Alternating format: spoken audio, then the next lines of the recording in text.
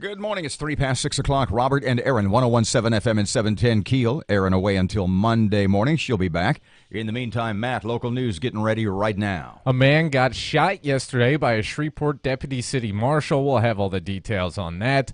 SPD's on the hunt for a liquor store robber.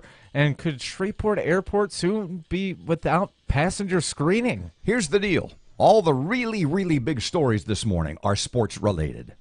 There's Urban Meyer, there's Dak Prescott, and you watched the NFL exhibition game last night and can tell us about all the new save their brains rules. Well, actually, you and Fletcher have different conclusions. Fletcher and sports, traffic, and weather, it's all coming up this hour, and it's right here on KEEL.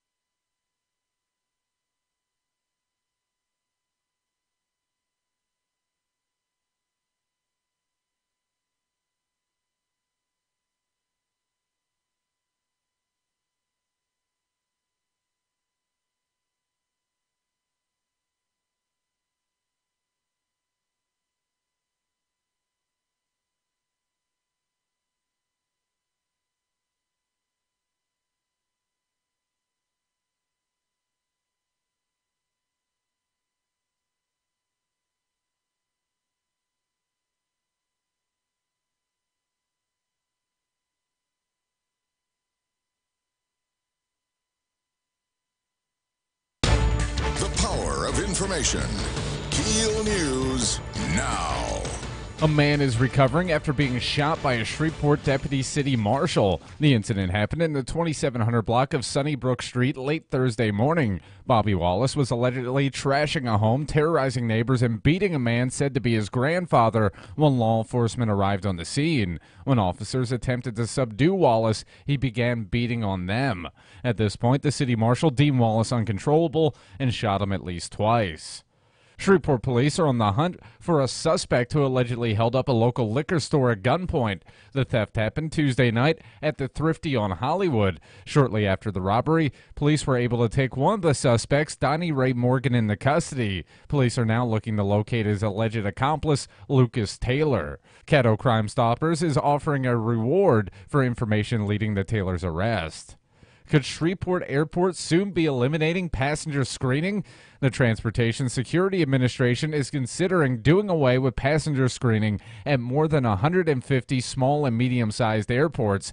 Internal documents suggest that the TSA proposal would only be implemented at airports serving aircrafts with 60 seats or fewer, and they believe the move would be with little to no risk. Former state rep, businessman, and teacher Johnny McFerrin has died. McFerrin was serving as a member of the University of Louisiana System Board at the time of his death. Governor John Bell Edwards issued a statement saying the longtime Stonewall rep was an unmatched leader in the state and knew how to make a difference in the lives of everyone he had contact with. If you see a pet or a child locked in a hot car, it's now legal to break a window to save them. Matt Doyle has more on that. The law allows Good Samaritans to intervene in the potentially deadly situation if they first call out for the owner, then call out for the cops. If you do those two things, Louisiana SPCA spokesperson Alicia Hafley says you're covered. You're protected criminally and civilly, so the vehicle owner can't press charges saying you need to pay for my window that you broke. But Hafley says use restraint when damaging the vehicle and to make sure that the animal or minor is not injured while you try to get access to that vehicle. If so, you could be liable for other charges related to the injury. I'm Matt Doyle. The U.S. Department of Defense has issued a $10 million award to LSU Stevenson's Technology Corporation in an effort to help protect small businesses from cyber attacks. This comes after Governor John Bell Edwards issued an executive order in 2017 establishing a Louisiana Cybersecurity Commission to advance the state's cyber ecosystem. STC's president and CEO Jeff Mouton says it's an important topic because it's not a matter of if you will be attacked, but when. You are going to be hacked at some point in time. So what we're going to try to do is we're going to try to provide a layer of attack sensing and warning to these small businesses throughout the 225 area code. Mouton says the ramped-up security measures will result in lower insurance costs for businesses. Over 1,000 athletes will be flocking the Cypress Black Bayou in Benton this weekend for the 38th annual River Cities Triathlon. The event will take place Sunday at Cypress Black Bayou Park and will feature competitors from over 20 states across the country. The race consists of a half-mile swim, 18.2-mile bike ride, and a 3.1-mile run. If you'd like to go or register to compete, you can find more details online. An LSU football reports for camp today, and expectations are lower than normal. The Tigers are picked to finish 5th in the SEC West and ranked 24th in the preseason coaches poll. Not everyone sold on new offensive coordinator Steve Emsvinger, but Coach Ed Orgeron says LSU's offense set several records when Emsvinger was calling plays in 2016. He's a leader. He's a Tiger. He's a great game day caller. He's a tireless worker. I can't wait to watch him work. I believe in him 110%. Many say if LSU can find a quarterback and some playmakers emerge on offense, the Tigers could have a surprisingly good year. From 101.7 FM and 710 KEEL, I'm Matt Parker.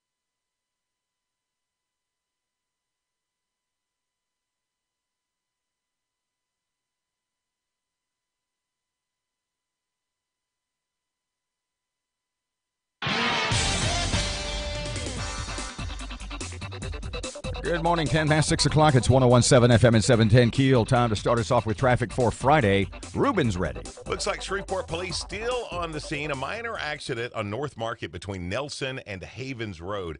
Outside of that, looks like we're doing pretty good this morning. If you do spot something else, make sure you call the Planet Fitness traffic hotline 687-7623. That's 687 Road. Your AccuWeather.com forecast, mostly sunny and hot with a high of 96 today, clear with a low of 71 tonight, partly sunny, high 94 tomorrow. With your AccuWeather.com forecast, I'm meteorologist Heather Zayer.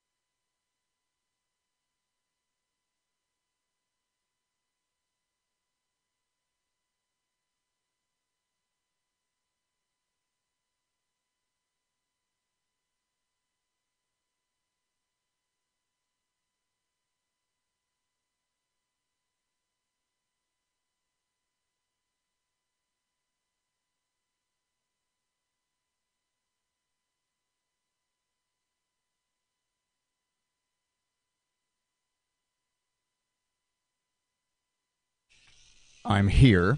I'm just looking. Give me just a second. Because I want to find the right wording. 101.7 FM and 710 KEEL. Robert J. Wright and Erin McCarty, 12 after 6 o'clock. Pardon me. 12 after 6 o'clock. I'm looking for the article I had the other day that it was, where did I find that? That literally gave the specifics of the new NFL rules about blocking and tackling and linemen and running backs and just about everybody, and how they're going to call penalties this year to protect players from severe head injuries. I think either they've already modified that rule or there was a minor misunderstanding because it's not as bad as it sounds when you read it on paper. Hold on just a second, because what we read earlier in the week was that these rules, you can't lead with your head, was not only going to apply to linebackers or defensive backs in the way that they covered and or tackled receivers, but it was also going to apply to linemen and running backs, i.e., a 15-yard penalty possible, ejection or fine if you lead with your head. That was what the rule said. And we talked about the meeting that league officials had to start off with the Philadelphia Eagles, Super Bowl champions, and how all the players came away confused. I heard an interview earlier this morning with, he's a linebacker for the Bills, and I can't think of his name now, all-pro linebacker, older guy. And he says, we've had those meetings. Nobody understands. We've had the meetings. Nobody understands. He says, basically, he said what Fletcher said. He said, it's football. How do you not have head collisions in football? Well, what were you going to say? Well, the way that Chris Collinsworth and the guys explained it last night, and from the 3 penalties they called for it's more, instead of head contact, like if your head's up and you make head-to-head contact, it's not a penalty. What they're throwing flags on is if you lead with the crown of your head in like a spear-type motion, then they call the penalty. Well, let me start this. Let me start the Matt Parker texts from earlier yesterday evening, and you can discuss and sort of clarify your evolution. This is at 7:24.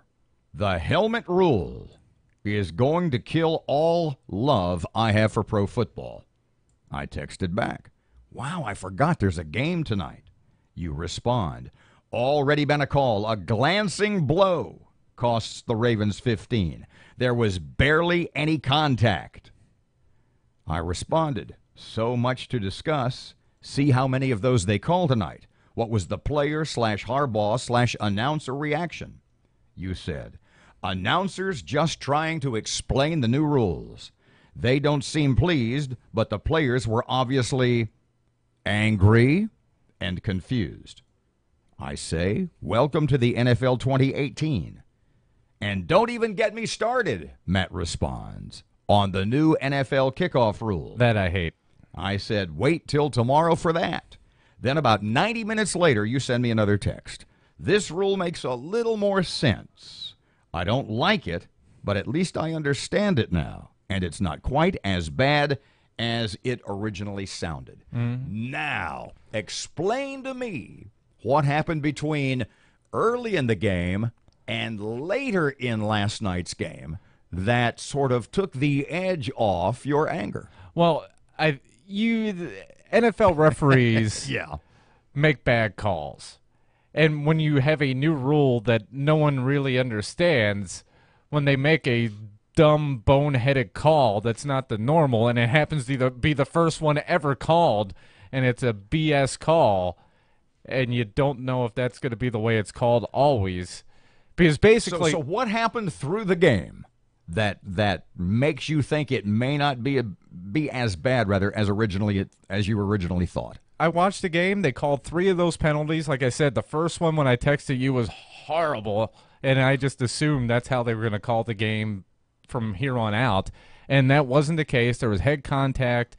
So do you think as the game went on, they just ignored those same calls, realizing we'd have one of those every 2 or 3 plays? No, they the flags they threw, and as the game went on, they brought in Tony Dungy and the rules guys. It's like, hey, all right, so here's what they're trying to do. Basically a PR committee.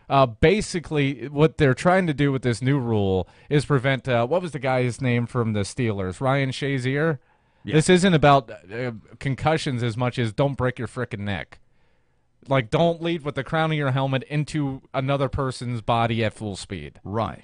So the ones I would think, therefore, that's going to affect. How do they make calls on the line? How do they do that? If a lineman is going to be penalized, 15 yards, possibly ejected and fined, linemen lead with the crowns of their heads all the time. As I said earlier in the week, and I'm speaking just theoretically here, if it's 4th and 1 or 4th and goal at the 1-yard line, and you hand it to your biggest, strongest defensive back, If you hand the ball off to Adrian Peterson's just about gone, but you know the point I'm making. If you hand it to Ezekiel Elliott, so what does he do? Does he and the running backs have to be retrained? They handed it off in 4th and 1 situations, 3rd and 1, short downage. Running backs ran like running backs do. You just can't. The way they kind of explained it is you can't have like literally running like a small kid, like a torpedo. Like you can't parallel to When I came in the building this morning, first thing I did was I set my stuff down, walked into Fletcher's studio. I said, in 15 to 20 seconds, give me the Tim Fletcher abridged version of what you saw last night pertaining to the NFL's new helmet rules. And he said, preseason, you're going to see a lot of calls. He said maybe 6 to 8 in preseason games. He said as the preseason goes on, they will become less or fewer. And he said by the time you're 2 or 3 games into the regular season, this rule will, for all intents and purposes, cease to exist. I said, so basically they just don't care about the safety of the players, because is that what's going to happen? And he said, in the end, Fletcher now, in the end, it's football. You're going to have head hits. Thoughts? I mean, it is football. There will be head collisions, but like I said, the rule's not about concussions and head-to-head. If you guys make contact, face mask, top of the head, they weren't flagging those, and they were happening left and right all over the place.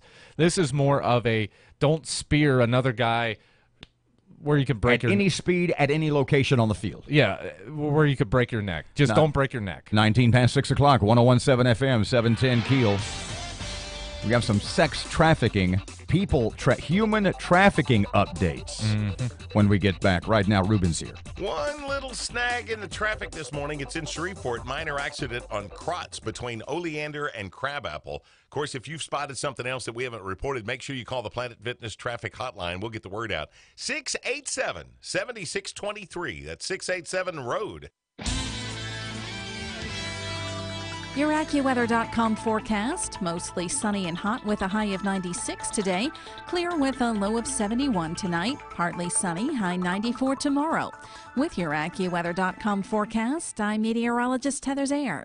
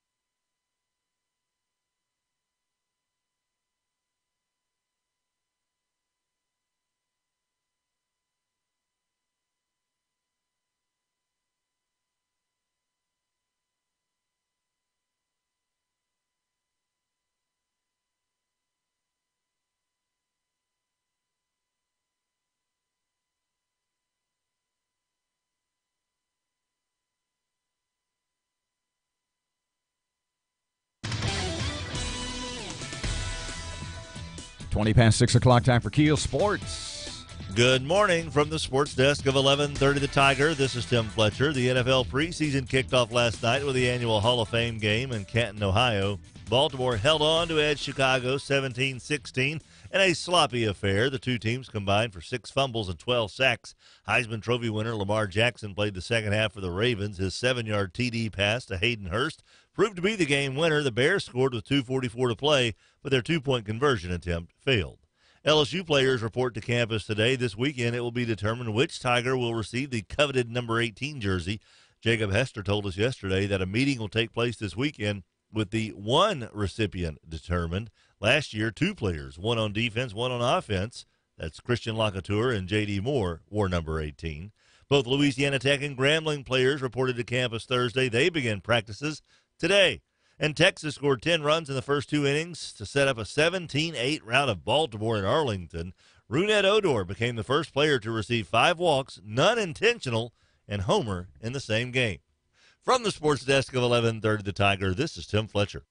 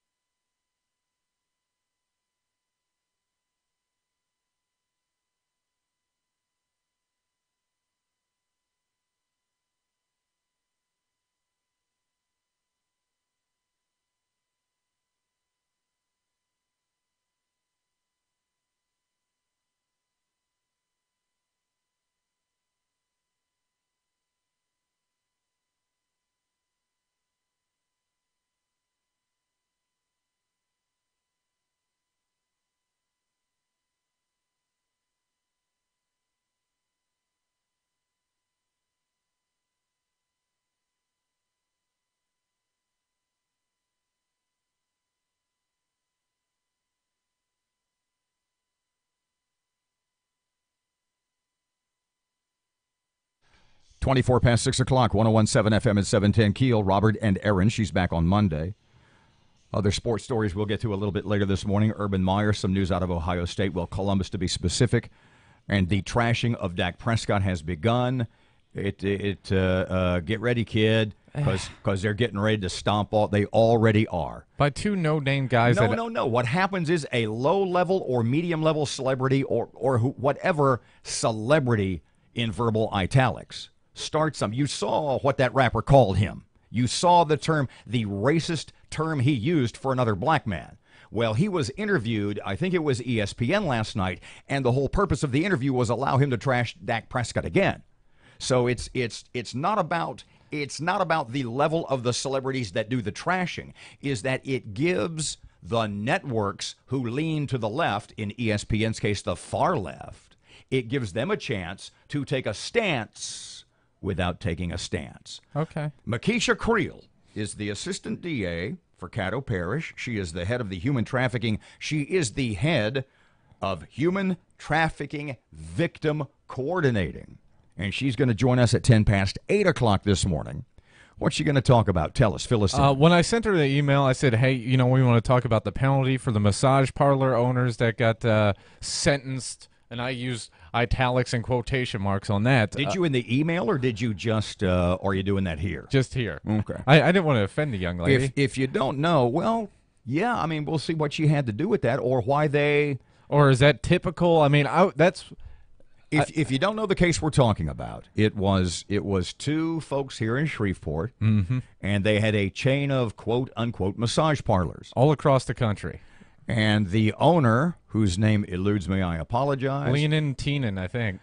He pled guilty to human trafficking and admitted in court. You said there was a follow-up to this. What was that? Basically, they went through, because occasionally when you enter a plea deal, well, if you plead guilty to part of it, we'll let it go. Yeah, seatbelt penalty. Yeah, but, in court, he admitted to forcing these women to perform sexual acts on clients after getting them over here from China. And he got how much? 18 months. Have you read a story, and we can certainly ask Ms. Creel, because she would know, have you read anything in any article, I have not, maybe I missed it, about how many women were involved? I have not seen a number of women, no. I mean, is it not that, is human trafficking in this case 1 or 2 or 5? Or is it 2 or 3 or 400 over a period of years? Oh, God, probably over years. You never know. These things can get very large, and considering they have shops literally all across the country. The other thing that came out of this is that this couple, the Louisiana State Police, because everybody, why isn't this a federal charge? Louisiana State Police did their own local sting and then brought these guys in. Right. But they're also getting monitored by the FBI for similar allegations at their locations in Alabama, Iowa, and Nebraska. So he got 18 months, human trafficking. His wife, meanwhile, pled guilty to money laundering and got 6 months. With time served, so she's out. So Ms. Creel joins us just after 8 o'clock this morning. She'll be answering those questions, as I said yesterday, about, and we talked about the details about how the women end up here or wherever they happen to be. Sort of, for lack of a better term, is it any different from the coyotes that bring illegal immigrants into this country? Or is it sort of a legal coyote that brings them? I know that sounds like a contradiction, but they start out on the east coast of the USA. They start out on the east and end up here literally in indentured servitude. Is it too strong to say these women were sex slaves? No, not at all. I mean, if you ever read these stories, how they originate is whatever country, because you get sex slaves from Russia, you get from China in this case. But, basically they load them into one of those big cargo containers. What? Put them in the ship, sneak them over. Someone at a port somewhere gets them out. Now, these women, were they in the country? Well, Ms. Creel can tell us, too. Legally, illegally, but what we said yesterday, is there anything worse than someone who takes advantage of someone who has no other choice than to be taken advantage of. It's horrible. It's 29, just a horrible 29 thing. past 6 o'clock, 101.7 FM, 710 Keel. Matt has local news up next. Traffic update right now. Only one accident to report at this time. It's a minor accident in Shreveport. Police on the scene on Crotts. It's between Oleander and Crabapple. If you do see something else, call that Planet Fitness traffic hotline. We'll get the word out. 687-7623. Your AccuWeather.com forecast. It'll be hot today with sunshine and a high of 96. Clear, low 71 tonight. Tomorrow, partly sunny, high 94. With your AccuWeather.com forecast, I'm meteorologist Heather Zayer.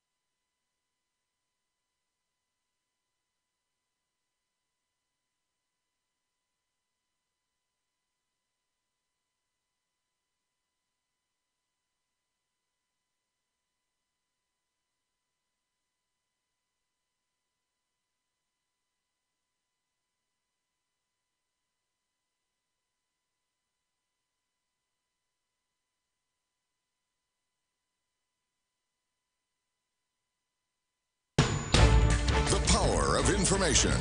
KEEL News now. Shreveport police are on the hunt for a suspect who allegedly held up a local liquor store at gunpoint. The theft happened Tuesday night at the Thrifty on Hollywood. Shortly after the robbery, police were able to take one of the suspects, Donnie Ray Morgan, into custody. Police are now looking to locate his alleged accomplice, Lucas Taylor. Caddo Crime Stoppers is offering a reward for information leading to Taylor's arrest. A man is recovering after being shot by a Shreveport deputy city marshal. The incident happened in the 2700 block of Sunnybrook Street late Thursday morning. Bobby Wallace was allegedly trashing a home, terrorizing neighbors, and beating a man said to be his grandfather when law enforcement arrived on the scene. When officers attempted to subdue Wallace, he began beating on them. At this point, the city marshal deemed Wallace uncontrollable and shot him at least twice. Former state rep, businessman, and teacher Johnny McFerrin has died. McFerrin was serving as a member of the University of Louisiana System Board at the time of his death. Governor John Bell Edwards issued a statement saying the longtime Stonewall rep was an unmatched leader in the state and knew how to make a difference in the lives of everyone he had contact with. Several areas in Houghton are under a boil advisory due to our water line repair. The advisory affects all of Timbers East Drive, Crystal Dawn Drive, and Fillmore Cemetery Road. The surrounding areas are also urged to boil their water before use. The U.S. Department of Defense has issued a $10 million award to LSU Stevenson Technologies Corporation in an effort to help protect small businesses from cyber attacks. Kevin Barnhart has details on that. This comes after Governor John Bell Edwards issued an executive order in 2017 establishing a Louisiana Cybersecurity Commission to advance the state's cyber ecosystem. He wants to make Louisiana one of the safest places to do digital commerce. That's STC's president and CEO Jeff Moulton. He says it's an important topic because it's not a matter of if you will be hacked, but when. After all these hacks that you're starting to see on TV now that are getting, national level and international level exposure, I think it's finally starting to hit home that people realize this is serious. The program also trains the next generation of cyber talent with real-world experience. I'm Kevin Barnhart. The Louisiana Department of Wildlife and Fisheries have cited 52-year-old Gilvin Alcoin of Villa Platte for violating the Endangered Species Act by illegally shooting an endangered whooping crane. Spokesperson of LDWF, Adam Enck, says agents were notified after a female crane was found in an Evangeline Parish crawfish pond. We were able to cite Mr. Alquin on the evidence that we were able to find, but as of right now, according to him, he thought it was another kind of bird, but that still obviously doesn't make it right. Having distinctive markings and standing up to 4 to 5 feet tall, whooping cranes are not hard to miss. Enoch says there is no good excuse for shooting this beautiful animal. Over 1,000 athletes will be flocking to Cypress Black Bayou in Benton this weekend for the 38th annual River Cities Triathlon. The event will take place Sunday at Cypress Black Bayou Park and will feature competitors from over 20 states across the country. The race consists of a half-mile swim, 18.2-mile bike ride, and a 3.1-mile run. If you'd like to go or register to compete, you can find more details online. And could Shreveport Airport be eliminating passenger screening? The Transportation Security Administration is considering doing away with passenger screening at more than 150 small and medium-sized airports. Internal documents suggest that the TSA proposal would only be implemented at airports serving aircrafts with 60 seats or fewer, and they believe the move would be with little to no risk. From 101.7 FM and 710 KEEL, I'm Matt Parker.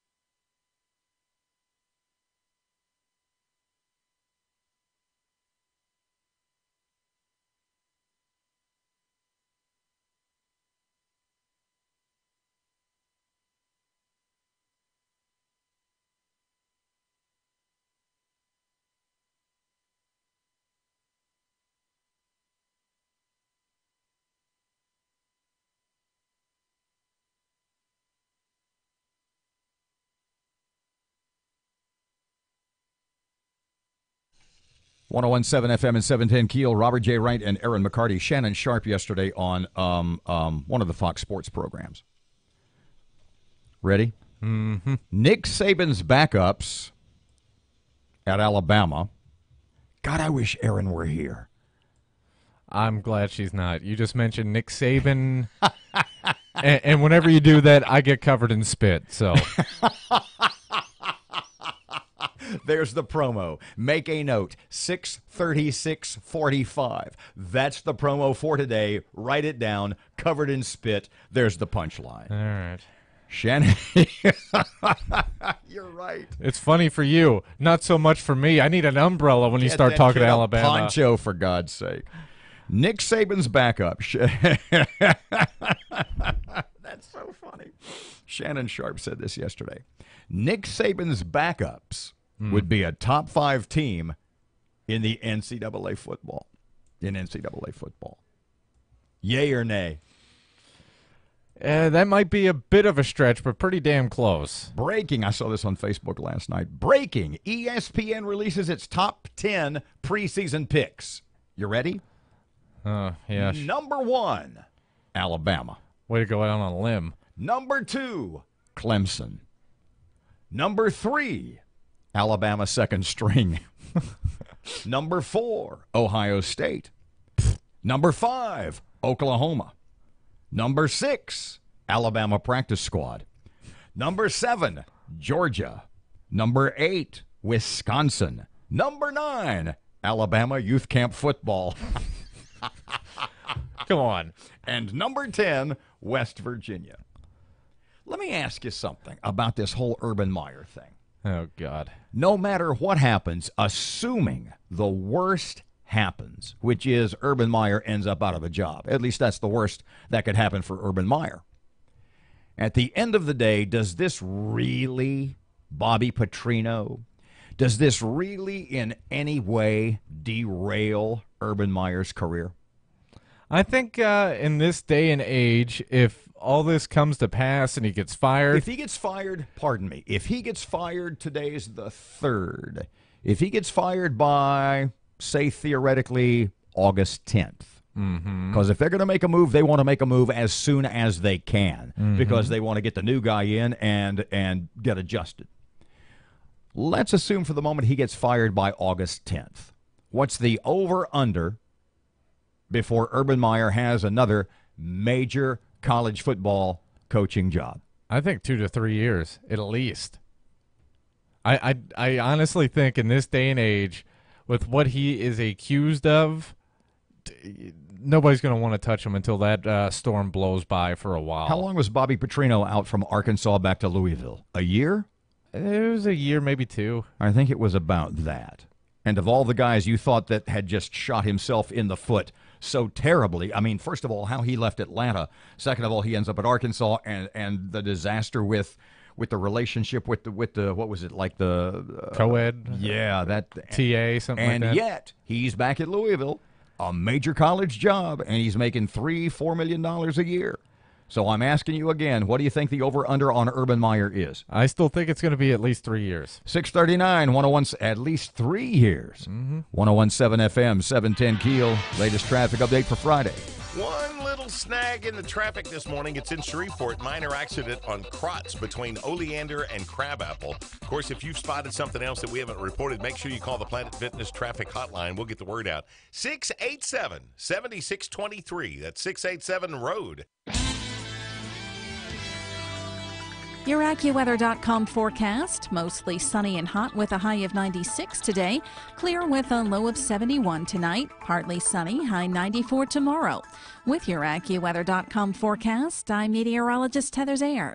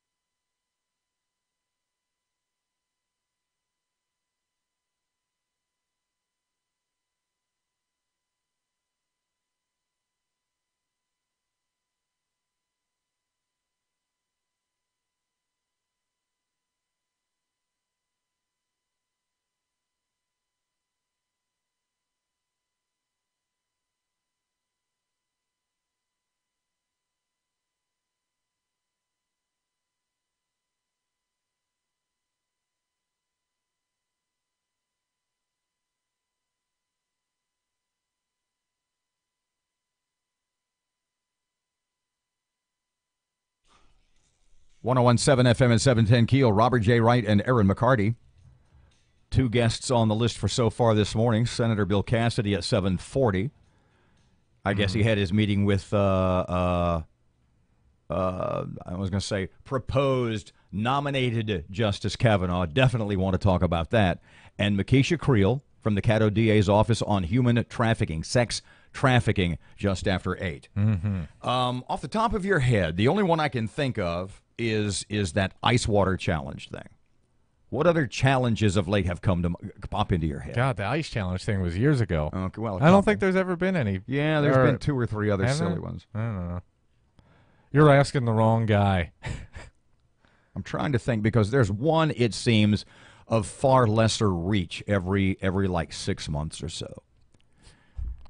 Sinister Momo challenge sparks fear as it spreads across social media.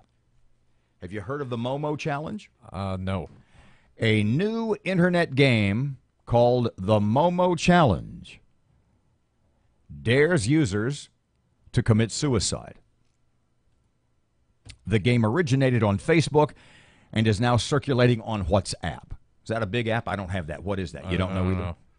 Momo, see how out of touch you are at the the age of 31. You may as well get yourself a rocking chair and a get off my lawn. If I was 16, I probably wouldn't care anymore. Momo has been spreading on WhatsApp. Look that up real quick. WhatsApp. Momo has been spreading on WhatsApp, prompting police to issue warnings about the shocking suicide challenge. Momo is a viral challenge that asks youngsters to add a contact via WhatsApp. Then they are urged to commit suicide. The game has fueled comparisons to the sinister Blue Whale Challenge, of which I am also unfamiliar. What the hell are they talking about? That has led to reports of suicides in the United States as well as other countries, as well as comparisons to the online fictional character Slender Man. I remember Slender Man I know about. I remember that one. In 2014, two 12-year-old girls in Wisconsin attempted to kill a classmate in an attempt to please the terror character online. Momo has already been linked to the suicide of a 12-year-old girl. The girl filmed her activities prior to hanging herself from a tree in her own backyard.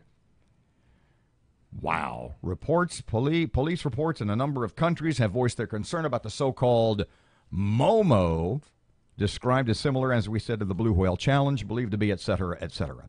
Police say that you're looking at WhatsApp. Is that what you're looking at? Yeah, it's basically a messenger type thing where you can call and text message people without having to use your minutes or whatever. Police say that Momo started in a Facebook group where people are encouraged to communicate with an unknown telephone number. Computer crime investigators warn that the game is a new challenge aimed at children and young people. Now, you are 31 years old. I'll get back to this in a second. Okay. You are 31 years old, and you make fun of me all the time. Grandpa, get off my lawn, blah, blah, blah. Get you some suspenders, Uncle Joe.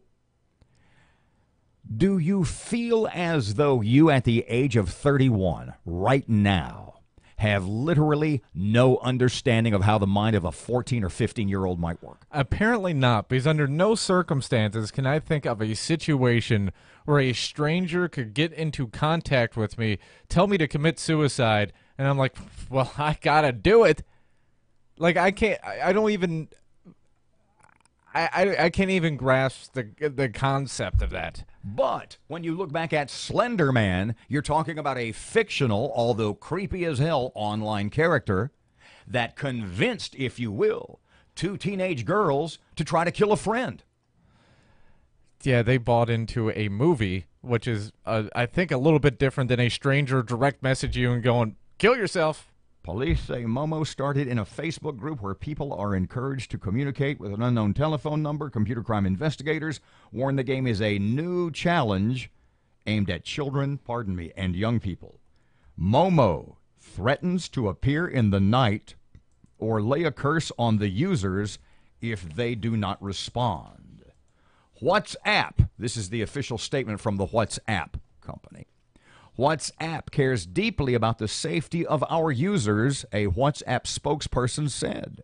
It's easy to block any phone number, and we encourage users to report problematic messages so we can take action. Well, that's a CYA if there ever were one. By the way, WhatsApp is owned and operated by Facebook, so this may continue the Facebook downfall of the recent few weeks.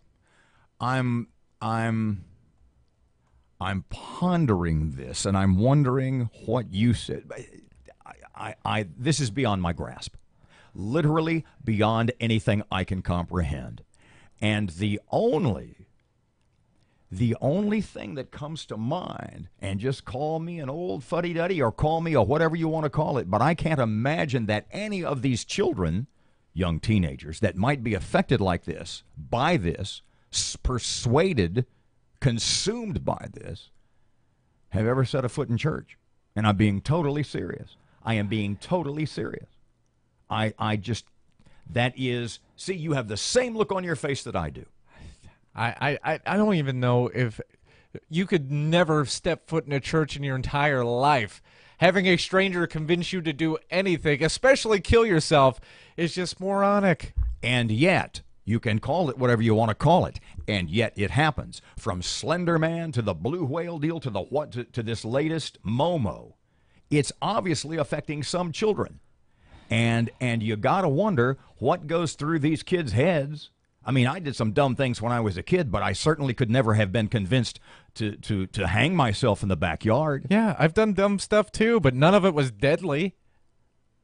So think about this. We'll get back to this later. And the Shreveport Security Systems text line, 318-392-1884. What the hell? That's literally all I can say because nothing else makes sense. I can't find a reasonable explanation. I can't think of any scenario where a reasonable person would fall. Other than a total lack of spirituality and or adult guidance.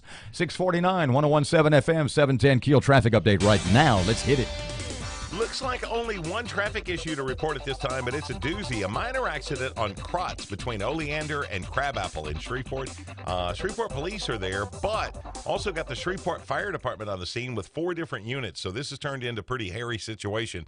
If you spot something else, call that Planet Fitness traffic hotline, 687-7623 at 687 Road. Your AccuWeather.com forecast, mostly sunny and hot with a high of 96 today, clear with a low of 71 tonight, partly sunny, high 94 tomorrow. With your AccuWeather.com forecast, I'm meteorologist Heather Zayer. Right now, it's cold outside. I'm all puckered up. 67 at Keel.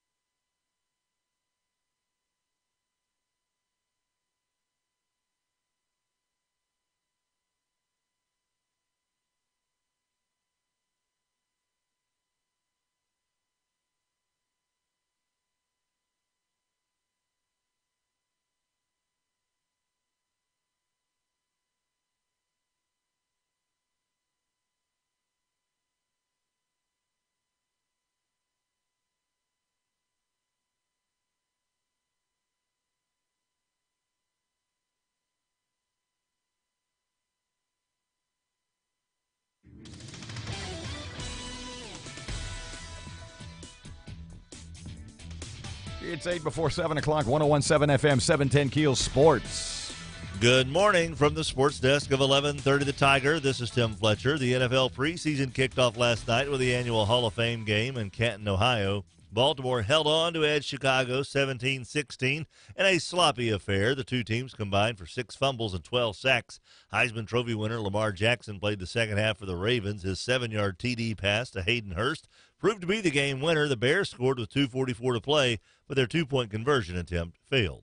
LSU players report to campus today. This weekend it will be determined which Tiger will receive the coveted number 18 jersey. Jacob Hester told us yesterday that a meeting will take place this weekend with the one recipient determined. Last year, 2 players, one on defense, one on offense. That's Christian Lacouture and J.D. Moore, wore number 18. Both Louisiana Tech and Grambling players reported to campus Thursday. They begin practices today. And Texas scored 10 runs in the first 2 innings to set up a 17-8 rout of Baltimore and Arlington. Runette Odor became the first player to receive 5 walks, none intentional, and homer in the same game. From the sports desk of 1130 The Tiger, this is Tim Fletcher.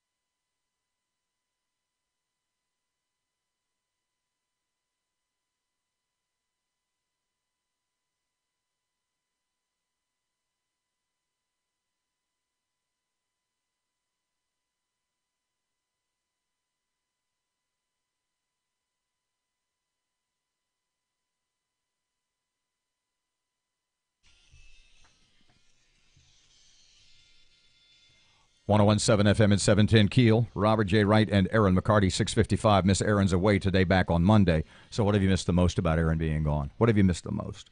Do I have to pick something? I've kind of enjoyed her not being here. Maybe we can convince her to retire early. She'll be back on Monday, by the way. Oh, remember, we have a retirement plan. Tech just has to beat LSU. Remember, she's like, I'll retire if LSU loses to Tech. Oh, my gosh, you're right. Go Bulldogs. Going back about a month, maybe 6 weeks, when we first had the story that Las Vegas odds makers had the Las Vegas odds makers say that LSU is a 7-win team. Mm-hmm. You had this. No, Fletch had the story. They're picked to be 5th. Oh, I had that. Yeah, they're picked to be 5th in the SEC. In the SEC West. In the SEC West, and they're ranked 24th in the preseason. Pull up the teams real quick for the SEC West. Alabama, obviously. Texas A&M is 1. Is Missouri? No, Missouri's in the East. Alabama. Okay, hold on a second. Walk through one by one, and let's pick if they are picked to finish 5th. Mm-hmm. Let's figure out what 5 teams. Oh, I can already tell you, but okay. Give me the 5 they're going to finish above LSU in the according to the story that you had. Alabama, Auburn, LSU, Arkansas, Texas A&M, Mississippi State, Ole Miss. So who's going to finish behind LSU? Mississippi State. No, wait a second. There's only one team.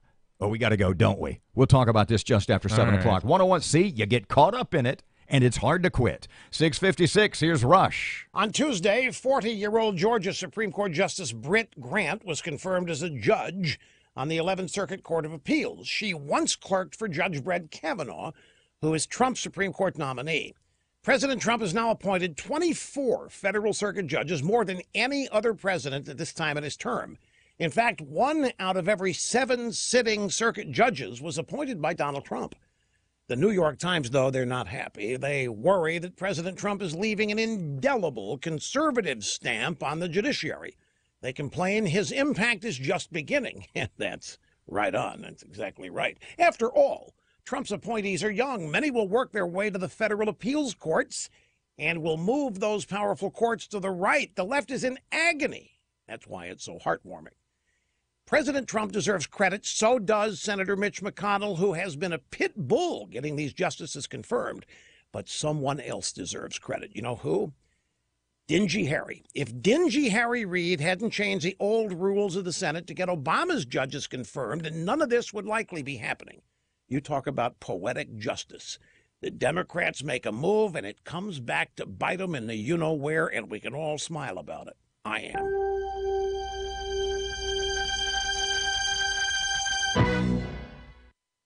Okay, folks, the dog days of summer are here, but autumn leaves will soon be falling. That means it's time to start gearing up for all the work that needs to be done on your land. And my good friends at Mahindra want to help. Now, if you're looking for your first tractor or to trade up from an old one, Mahindra has a workhorse for everybody and every job.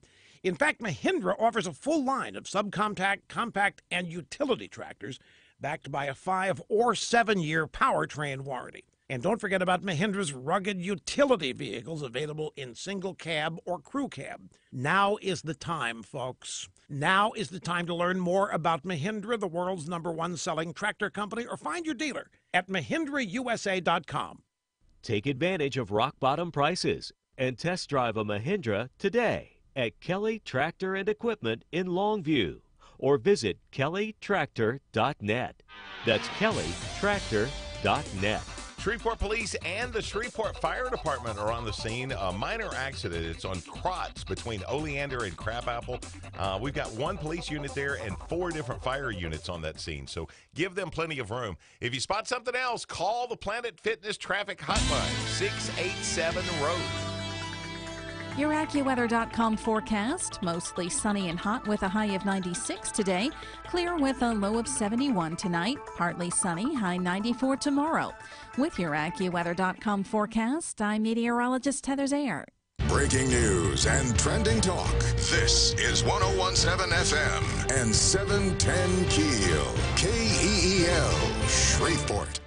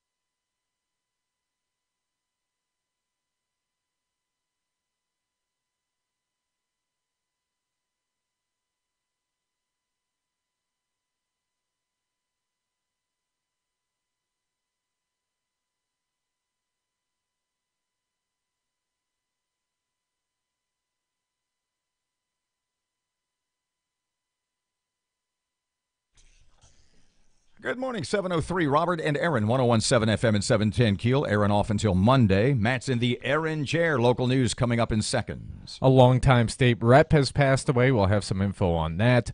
Shreveport police are on the hunt for a local liquor store robber, and a guy got shot by a Shreveport deputy chief marshal. United States Senator Bill Cassidy. Dr. Bill joins us at about 7:40. He had a meeting with Supreme Court nominee Brett Kavanaugh. I do want to hear all about that. And has the smear campaign against Dak Prescott begun over his national anthem and kneeling stance? And is anybody going to stand up for him? Anybody in the big media? Plus Fletcher and sports and traffic and weather, and it's all traffic and weather. And it's all coming up this hour, and it's here on Keel.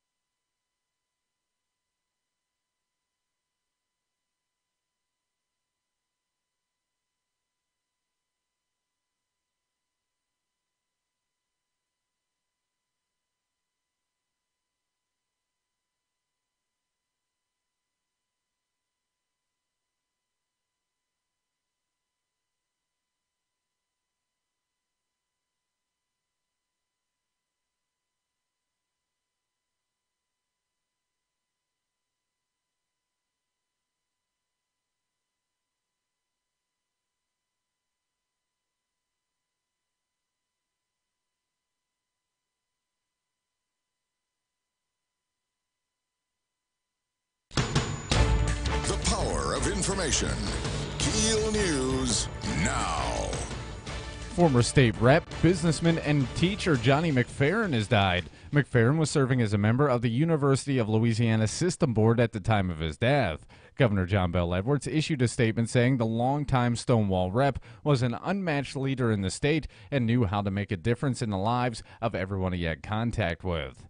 A man is recovering after being shot by a Shreveport deputy city marshal. The incident happened in the 2700 block of Sunnybrook Street late Thursday morning. Bobby Wallace was allegedly trashing a home, terrorizing neighbors, and beating a man said to be his grandfather when law enforcement arrived on the scene. When officers attempted to subdue Wallace, he began beating on them. At this point, the city marshal deemed Wallace was uncontrollable and shot him at least twice.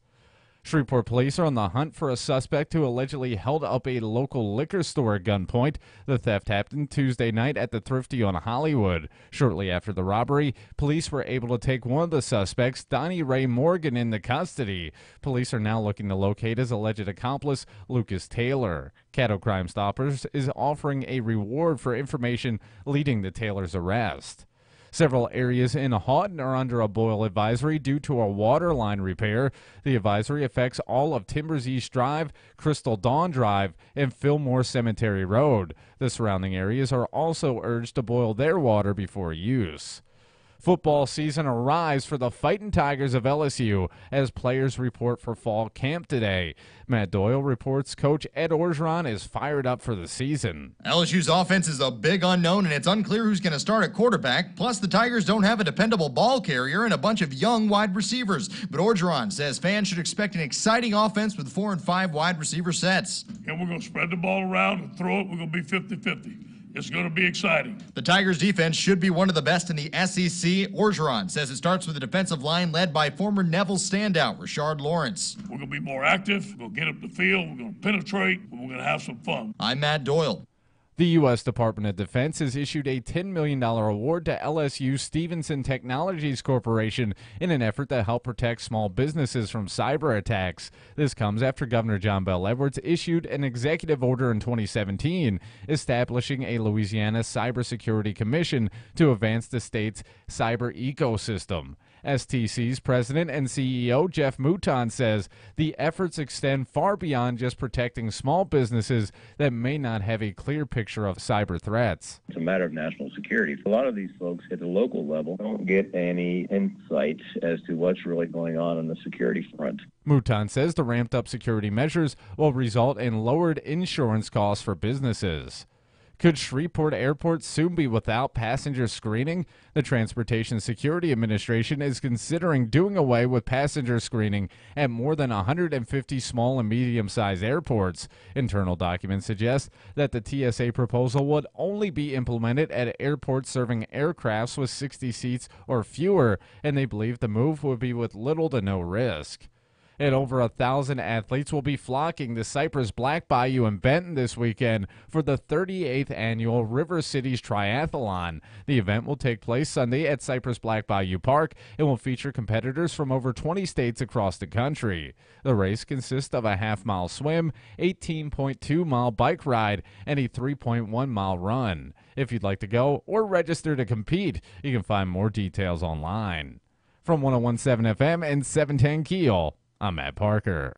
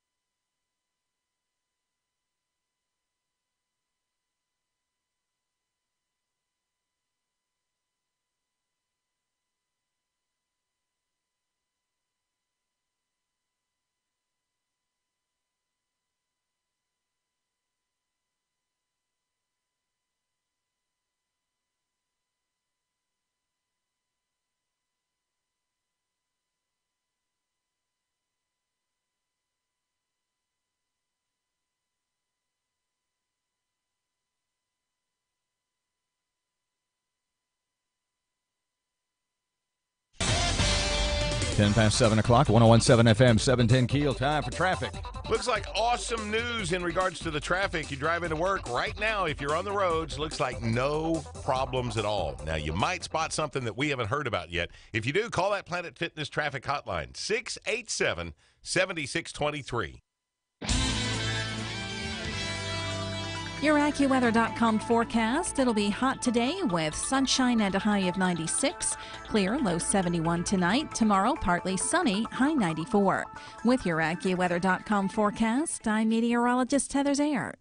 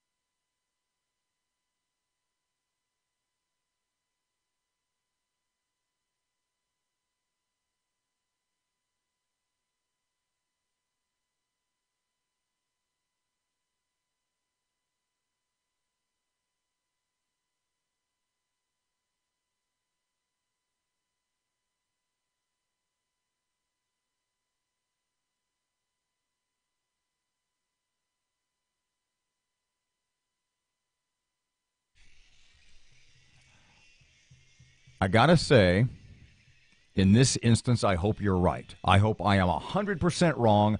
I hope it is just my bias toward left-leaning, toward radical left-wing ESPN than anything else. You think that's the case? I do. You think I am biased, and you think I'm grasping, if not at straws, at least making more out of this than there is? There's a reason why this story came out, a week and a half ago, and it's just now getting a little bit of traction, and by third-tier, no-name jackasses that no one cares about. 101.7 FM, 710 KEEL, Robert J. Wright and Erin McCarty. It's 13 after 7 o'clock. I just think the reason it's taken long to get a little traction is because the major left-leaning networks, specifically ESPN, they couldn't just have somebody go on and trash Dak Prescott. They had to wait until some even second-tier celebrity did so they could interview them, so they could take the stance, see, Dak Prescott's an Uncle Tom. He's an Oreo. He's not really a black man because he says he'll stand for the anthem. Well, if it was that big of an issue, there would have been a top-tier guy come out immediately. It took several, days. Dallas Cowboys quarterback Dak Prescott says he's ignoring the backlash he's received over his opposition to taking a knee during the anthem. The Cowboys QB says he doesn't regret saying that it's not the right time or place for NFL players to kneel in protest during the anthem. He has been pilloried as a sellout on social media. I'm not oblivious to it, Prescott said Tuesday. You get on social media, you see it, but it doesn't bother me. I said what I said. You have an opinion. Everybody else has an opinion. They're entitled to it as well. No, you're not. No, if you are a black man in America and you do not toe that Democrat Party far left political line, you don't have a right to an opinion. And that's the point I'm trying to make. That's why there is this backlash, this, at this point, minimal, using your term, minimal plot to destroy him. He will. Dak Prescott is not following the left liberal line. He must be shot down, so to speak. You get on social media, you see it, it doesn't bother me. I said what I said, you have an opinion. Everyone else has an opinion. They are entitled to it as well. I accept what they say and respect it. They should respect mine. That's to mix metaphors like Erin, wishing in the dark. He also went on to say, I think there was a little misunderstanding. Maybe he's backing off here a little bit. You tell me. I think there was a little misunderstanding of the fact of what I believe. I never said I didn't believe in social injustice and things going on. I just said I didn't think that the national anthem was the time. It's 2 minutes out of our day that we could be spending embracing what our country should be and what our country is going to be one day that we know it's not right now. That's the sad part of it, that it's not. Prescott's stance has left him scorned online. One African-American journalist, Karen Phillips, said in one tweet, Prescott is happy being a lemonade... Wow. Prescott's happy being a lemonade-serving house Negro. Prescott says he's ignoring the backlash. I respect everybody and power to the people that kneel. That is what they believe, and they should be able to kneel. For me, the game of football has been such a peace. P-E-A-C-E. It's a moment for me to be at peace and think about all the great things that our country has. What was the guy's name? The rapper? The Game. The Game. You say he's some little second-tier guy? Well, he was really big in the early 2000s, and it has literally done nothing in a decade. West Coast rapper The Game tweeted a racial slur. Not the only one, evidently. Against Dallas Cowboys quarterback Dak Prescott. You got to follow the line. You got to walk. You got to toe the liberal line, or they'll come out to get you. 1 week after Prescott said he would never disrespect the country by protesting during the anthem, etc., etc. I cannot read The Game's tweet, but it's a wordplay on congratulations. Dak might, congratulations, that's not what it said. Congratulations. Dak might as well throw on a MAGA hat. Prescott has also sustained attacks online by celebrities D.L. Hughley, who used the racial epithet of boy against the player, and Raiders linebacker Tahir Whitehead, who accused Prescott of kowtowing to Cowboys owner Jerry Jones just for money. Okay, So hypothetically, let's just say there is a plot, and all these people are getting together and gathering their forces to attack What Dak. I'm saying is, no, hold on. But let's just wait. say they're doing all that. Let's clarify. What's the outcome? Nothing. There will be, because he must pay the price for not walking the line. What's the for price? For not preaching the ideological purity that is left-wing ESPN and their minions. Well, what's the price, though? Jason Whitlock praised Cowboys quarterback Dak Prescott's courage for speaking out in favor of standing for the national anthem. Whitlock went on to say Prescott speaks for 97% of the players in the league who said remain silent because they don't want to deal with the negative aspects of a media backlash. I think Dak speaks for 97% of the players. I think there's a minority on social media and a handful of NFL players and DeMaurice Smith, that's the NFL union president, and those in the media who are pushing this because it's good for their brand building. It keeps them in the news. But Prescott has stepped out there on a limb and has been a real leader. I hope other guys follow in behind because he's just talking common sense. Take action. But gestures are not nearly as important as people think. This is Jason Whitlock speaking. Gestures not nearly as important as people think, especially when you're talking about multimillionaires in the NFL. They need to be beyond gestures. Agreed. You didn't watch the game last night, but during halftime, they talked to Ray Lewis. And one of Ray's thing is, you played your entire career in Baltimore. You stepped from you were one of the first draft picks to the end of your career. And what he said is, I got drafted here, I became a part of the city, the community, and I never wanted to put on another jersey. I want to mentor kids and new players that came to the team and bring them as part of our culture.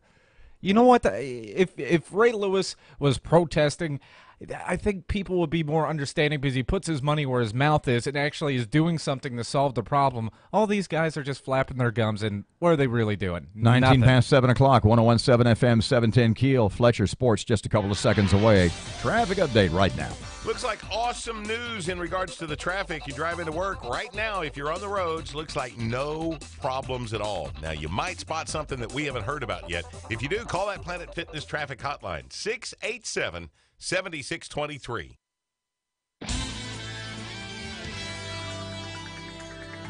Your AccuWeather.com forecast, mostly sunny and hot with a high of 96 today, clear with a low of 71 tonight, partly sunny, high 94 tomorrow. With your AccuWeather.com forecast, I'm meteorologist Heather Zayer.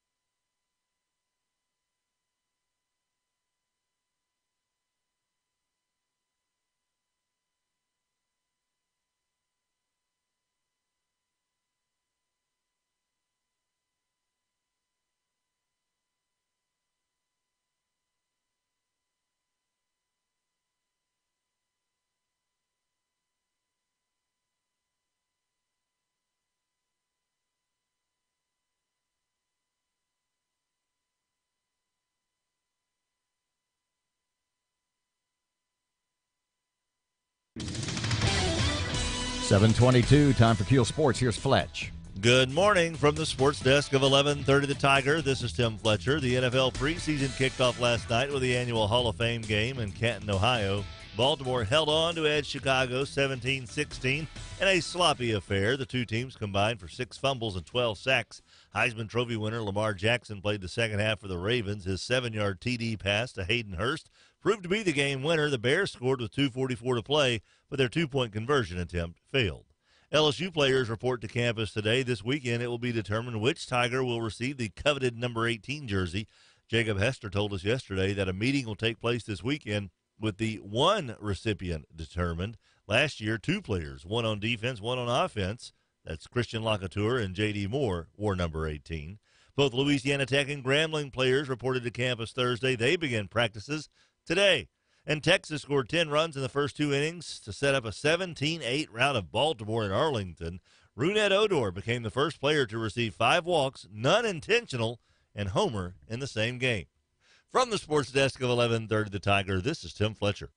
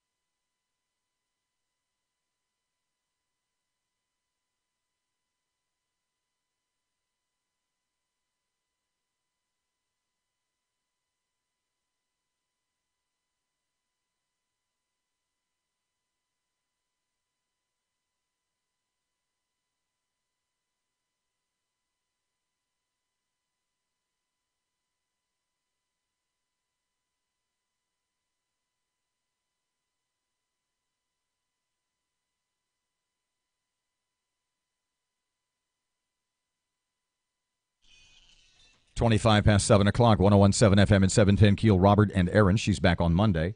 There is sort of a meme floating around Facebook the last few days. We have our mayoral forum with 5 of the candidates in on Tuesday morning. That will be Mayor Tyler, Commissioner Stephen Jackson, Caddo Commissioner Stephen Jackson, Adrian Perkins. Also on the list are Republicans Jim Talaferro and Leo Savage. And the thing that's floating around Facebook, the thing that's going around Facebook right now is, the meme is, would you vote for a bond issue to replace, i.e. to build a new Shreveport Police Headquarters? Was it KTBS? That may be a question we want to bring up with the candidates on Tuesday morning. Because the reports, did it start with KTBS? It was a Jerry May hidden camera type deal. That the air conditioner was out and all the... And earlier in the week, here just to bring you guys up to date if you missed it, from a couple of days ago are some tweets, some texts from literally inside Shreveport Police Headquarters. It's official. The air conditioning is out and all of the patrol levels of that department. It appears as if they don't plan on fixing it anytime soon because we have some very large, expensive cooling fans. They have some ceiling tiles taken out, possibly trying to find a way to fix it, and you can smell the mold in here. And I kind of answered, wow, no plans to fix it. The response, who knows? But based on what we already know, I don't see that happening for a while. Then sort of with a little winky, I think if OSHA, or maybe not, I think if OSHA came in, they would condemn the building. The next morning, here's where it picked up. From, like I said, inside Shreveport Police Headquarters. Oh, my God, the smell in the patrol area today. You guys got to come see this stuff. It honestly smells like they're filling up that porta-cool That's the big fan, right? Yep. How do those work exactly? I don't Is really that the know. one where you put the like you fill it with in the mist? It's like that deal. Maybe. That you'll see why I said that momentarily. It honestly smells like they're filling up the portacool with urine. Oof. I'm not sure if the smell is coming from the mold in the ceiling or if we have more sewage problems. So on Facebook, the meme once again, the Facebook meme says, would you vote for a bond issue to replace Shreveport Police Headquarters? Well, last night Lewis and them were talking on American Ground Radio. Apparently we already have. I haven't done all the research on this. The building they're in was not originally intended to be SPD headquarters. We voted on a bond issue that was supposed to go to a new complex that included a new SPD facility. And I think something else was moved into that in its place. 729, it's 101.7 FM, 710 Keel. United States Senator Bill Cassidy joins us in just about 10 minutes. He had a meeting with Supreme Court nominee Brett Kavanaugh. Want to find out about that and a couple of other things. Dr. Bill always has his finger on the pulse of America's healthcare system. I didn't do that on purpose. I know it sounded like it. 729, traffic update coming up right now. Looks like awesome news in regards to the traffic. You drive into work right now. If you're on the roads, looks like no problems at all. Now, you might spot something that we haven't heard about yet. If you do, call that Planet Fitness traffic hotline, 687-7623. Your AccuWeather.com forecast. It'll be hot today with sunshine and a high of 96. Clear, low 71 tonight. Tomorrow, partly sunny, high 94. With your AccuWeather.com forecast, I'm meteorologist Heather Zayer.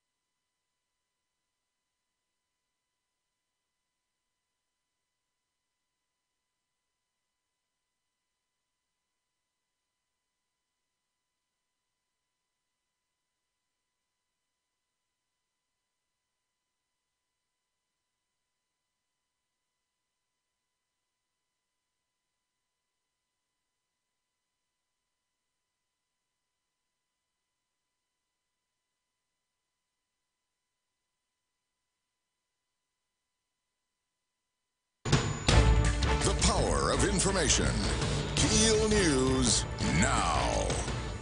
Shreveport police are on the hunt for a suspect who allegedly held up a local liquor store at gunpoint. The theft happened Tuesday night at the Thrifty on Hollywood. Shortly after the robbery, police were able to take one of the suspects, Donnie Ray Morgan, into custody. Police are now looking to locate his alleged accomplice, Lucas Taylor. Caddo Crime Stoppers is offering a reward for information leading to Taylor's arrest. A man is recovering after being shot by a Shreveport deputy city marshal. The incident happened in the 2700 block of Sunnybrook Street late Thursday morning. Bobby Wallace was allegedly trashing a home, terrorizing neighbors, and beating a man said to be his grandfather when law enforcement arrived on the scene. When officers attempted to subdue Wallace, he began beating on them. At this point, the city marshal deemed Wallace uncontrollable and shot him at least twice. Former state rep, businessman, and teacher Johnny McFerrin has died. McFerrin was serving as a member of the University of Louisiana System Board at the time of his death.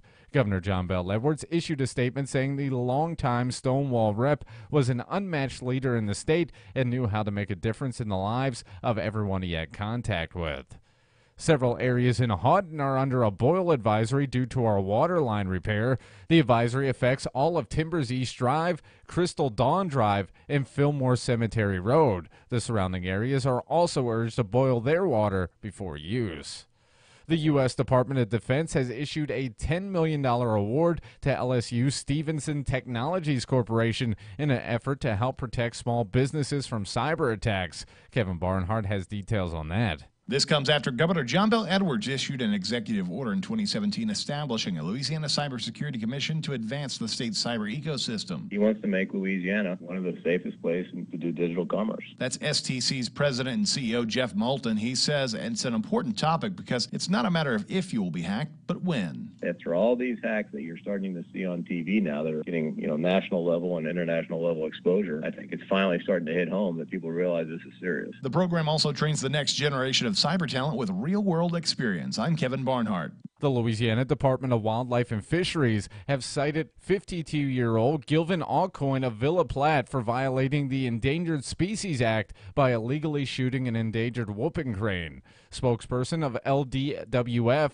Adam Enck, says agents were notified after a female crane was found in an Evangeline Parish crawfish pond. We were able to cite Mr. Alquin on the evidence that we were able to find, but as of right now, according to him, he thought it was another kind of bird, but that still obviously doesn't make it right. Having distinctive markings and standing up to 4 to 5 feet tall, whooping cranes are not hard to miss. Enoch says there is no good excuse for shooting this beautiful animal. Over 1,000 athletes will be flocking to Cypress Black Bayou in Benton this weekend for the 38th annual River Cities Triathlon. The event will take place Sunday at Cypress Black Bayou Park and will feature competitors from over 20 states across the country. The race consists of a half-mile swim, 18.2-mile bike ride, and a 3.1-mile run. If you'd like to go or register to compete, you can find more details online. And could Shreveport Airport be eliminating passenger screening? The Transportation Security Administration is considering doing away with passenger screening at more than 150 small and medium-sized airports. Internal documents suggest that the TSA proposal would only be implemented at airports serving aircrafts with 60 seats or fewer, and they believe the move would be with little to no risk. From 101.7 FM and 710 KEEL, I'm Matt Parker.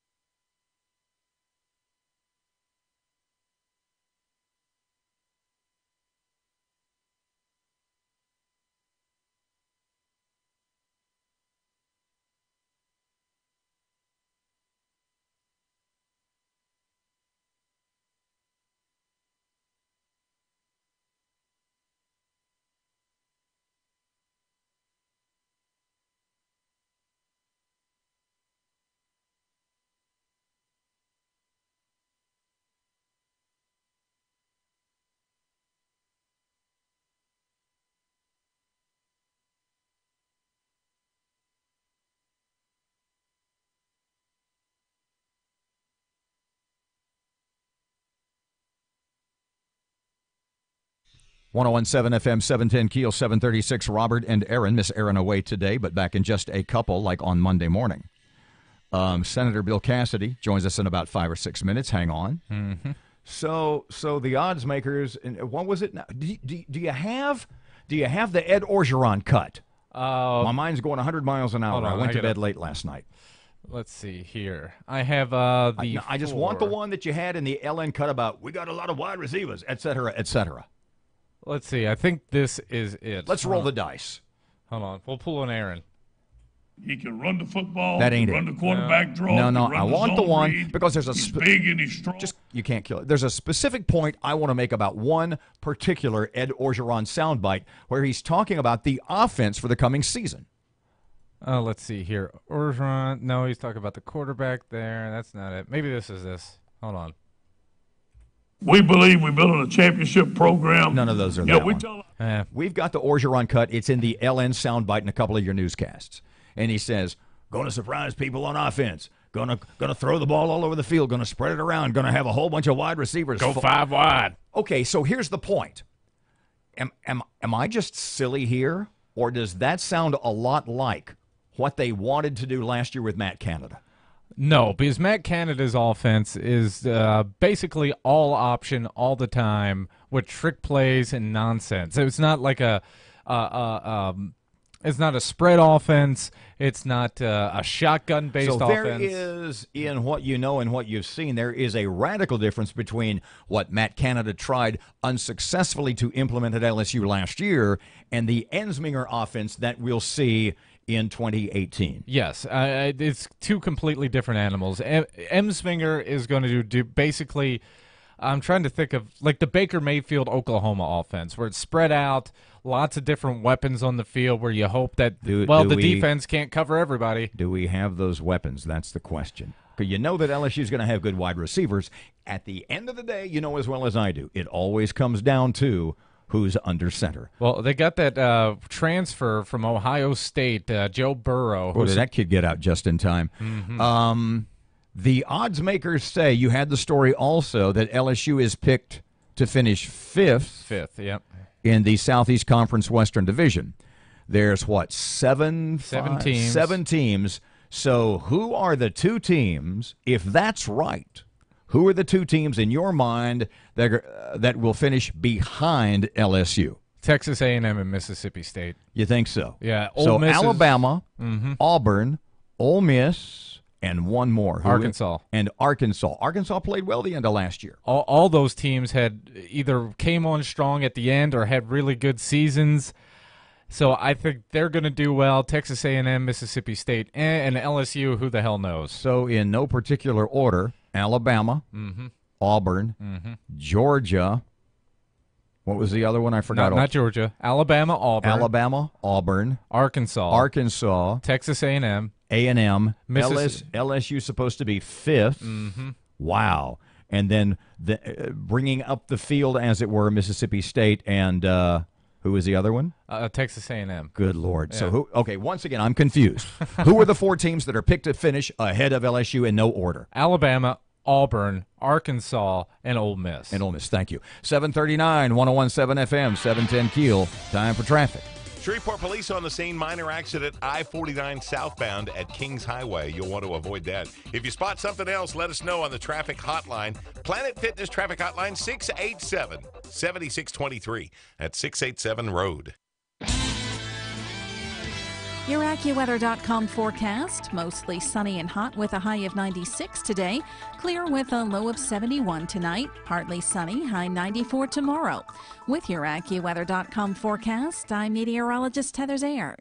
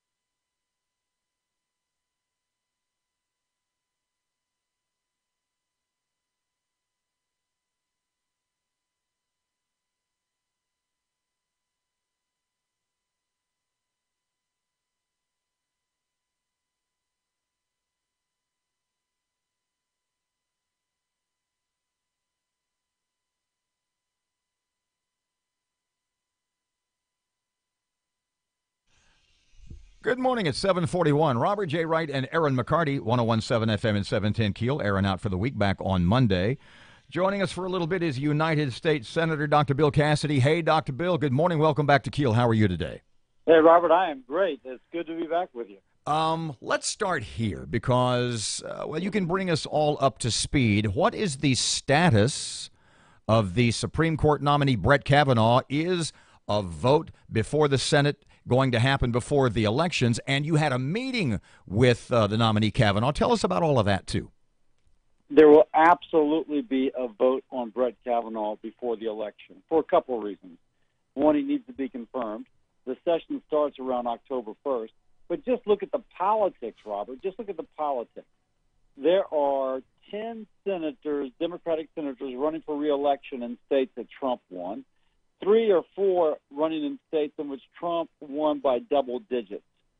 Now, those senators can either decide to vote and represent the folks in their state, almost all of whom like Kavanaugh, or they can decide they want to vote with Chuck Schumer.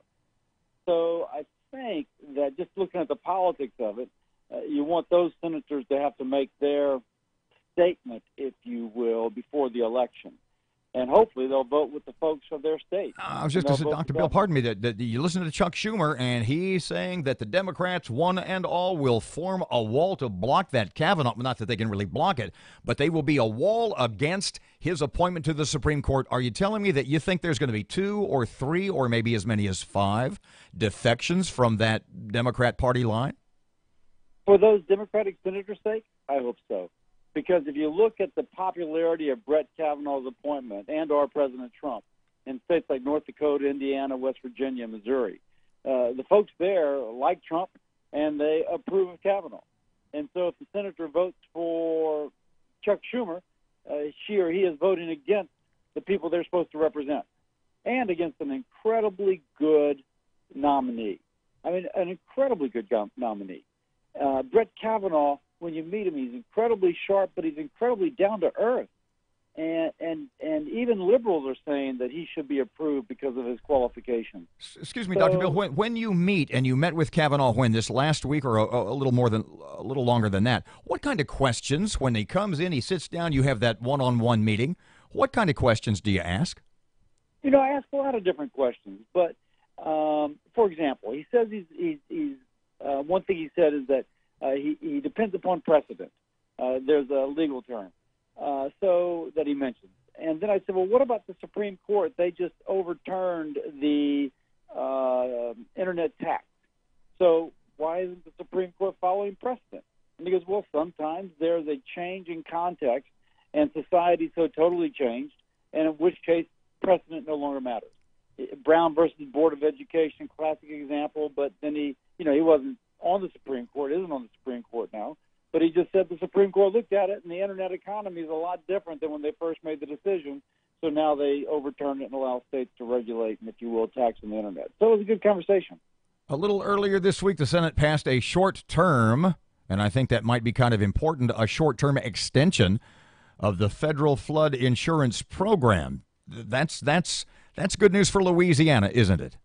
It's good news for Louisiana, good news for the nation. Red River has overflowed its banks twice in recent years, so folks need to know they have protection. We need to get reforms through, reforms that continue to make the program more affordable, sustainable, more accountable to taxpayers. But this 4-month extension gives us the ability to do so. I'm working on a package with a senator from New York, so it makes it bipartisan and by 2 different regions, if you will. We got to get something through, but in the meantime, we'll at least have people protected in the short term. What kind of reforms are you guys looking at? How do you make flood insurance, in this case, more affordable? One thing we do in our bill is that we, for example, we have $400 million a year going to mitigation. Kind of the old ounce of prevention is better than pound of cure. If we can prevent somebody from flooding, there's never a payment made. And so we have $400 million a year. To put that in perspective, in total, the flood insurance program has put out $200 million in the past, and we're doing $400 million a year. And by the way, all this is paid for, so the taxpayer is protected. But $400 million a year to help people prevent flooding, that's a lot better than having to put your life back together. You know, you are on the Senate Education Committee, and there's kind of a fight going on, may turn into a huge fight. Who is it exactly? What is it exactly that could cut federal education funds to Louisiana, and what's the big fight about? Who would be for that? Well, there's workforce development funding, and there's a formula that is used. Louisiana's lost population, or at least lost relative to other states. And so if you just did it based on population, then maybe Louisiana would lose some. On the other hand, we've got this incredible expansion of a lot of industry that needs skilled workforce. And so this is where the need is. And people are moving to Louisiana to have some of these jobs. And so we felt it important to preserve that. Again, folks are trying to cut what Louisiana gets, but I was able to protect what we do get not for the sake of Louisiana, but for the sake of the workers in our state who want better jobs. And I feel good about that. Excuse me, Dr. Bill, but you're just one guy. What can one guy on the Senate Education Committee do to thwart us losing that kind of money? You work hard. You educate colleagues as to the issues. You occasionally say, listen, I'm not going to vote for this, and you need my vote. And this is why. And it isn't about me being stubborn. It's about somebody who wants a better job back home. And by the way, this is the importance of it to the entire nation. And you make the case, and it happens. Good economic news. What was it I saw? That the average American worker, their pay is up how much? Hold on a second. I got it right here. U.S. workers' pay is up, you fill in the blanks. The biggest pay increase in 10 years, right? Yeah, I believe it's 2.3% or something like that. This Trump economy is fantastic. We got record high employment for veterans, for women, for folks of color. We've got unemployment rates at lows that have not been seen for decades. No inflation, yet wages are rising. People getting off of disability back into the workforce. So Republican Congress working with the Republican president have made incredible strides in terms of economic opportunity for Americans. I don't believe it. I hear the term blue wave all the time for the midterm elections. I just don't see, given all the things that are right with America, the improvements since President Trump took office, I just think that blue wave thing is kind of a pipe dream, don't you? I don't know. There's some places where Trump was incredibly popular, but the Republicans running in those districts are not doing as well as Trump. Different explanation, not Trump. Obviously, Trump is a unique person. Others is that some folks don't like Trump even if they voted for him last time because they like Hillary less. It's a crazy world we live in, Robert. A blunt answer, Dr. Bill. I appreciate your honesty and your time as always. Thank you so much. We hope you'll join us again soon.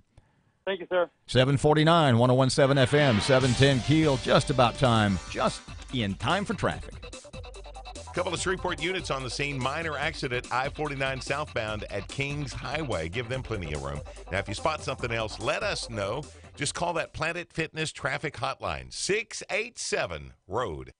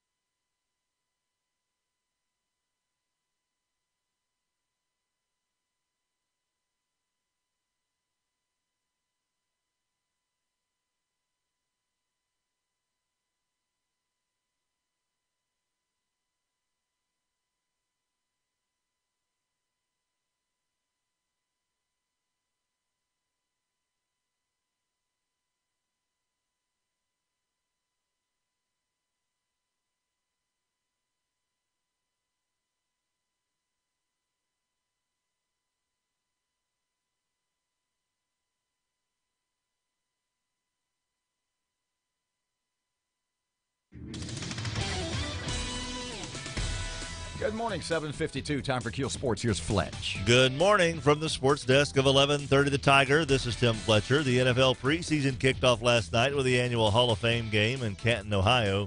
Baltimore held on to edge Chicago 17-16 in a sloppy affair. The two teams combined for 6 fumbles and 12 sacks. Heisman Trophy winner Lamar Jackson played the second half for the Ravens. His 7-yard TD pass to Hayden Hurst proved to be the game winner. The Bears scored with 2:44 to play, but their 2-point conversion attempt failed. LSU players report to campus today. This weekend, it will be determined which Tiger will receive the coveted number 18 jersey. Jacob Hester told us yesterday that a meeting will take place this weekend with the one recipient determined. Last year, 2 players, one on defense, one on offense. That's Christian Lacouture and J.D. Moore, wore number 18. Both Louisiana Tech and Grambling players reported to campus Thursday. They begin practices today. And Texas scored 10 runs in the first 2 innings to set up a 17-8 rout of Baltimore and Arlington. Runette Odor became the first player to receive 5 walks, none intentional, and homer in the same game. From the sports desk of 1130 The Tiger, this is Tim Fletcher.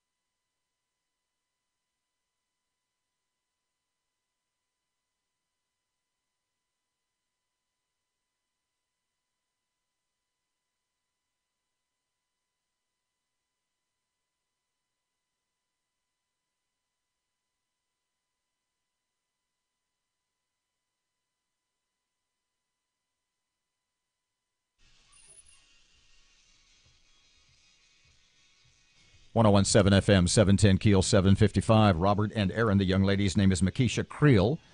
She is Assistant DA at the Caddo Parish District Attorney's Office. She joins us just past 8 o'clock. Talk about human trafficking, sex trafficking, and is it unfair to say the deal that the guy cut to get 18 months in jail? That's a question. Is that typical? She can give us details. How many people involved, etc. Who knows? Show of hands. Who knows what is a haboob? And Matt says, hey, I like haboobs. I said, no, settle down, young man. A haboob, hold on, I've got the definition right here, because there was a huge one. Well, wait a second. A haboob, H-A-B-O-O-B. A haboob is a type of intense dust and or sandstorm carried on an atmospheric gravity current, also known as a weather front. Oh, yeah. Haboobs occur regularly in dry land area regions all over the world. Here's the headlines. Haboob invades Phoenix, knocks out power to 100,000. Jeez. Haboob to blame for Arizona. Evidently, they postponed minor league baseball games, etc. My brother is in Phoenix right now on a golf trip, okay? He's on a golf trip, and I haven't spoken to him, but if you look at photos, if you just Google Haboob, H-A-B-O-O-B, it literally looks like this big tsunami, like hundreds and hundreds of feet high. A tsunami of sand sweeping across the Phoenix area. Oh, my. Well said. 757, 1017 FM, 710 Keel. Here's Hannity. Your morning espresso starts right here.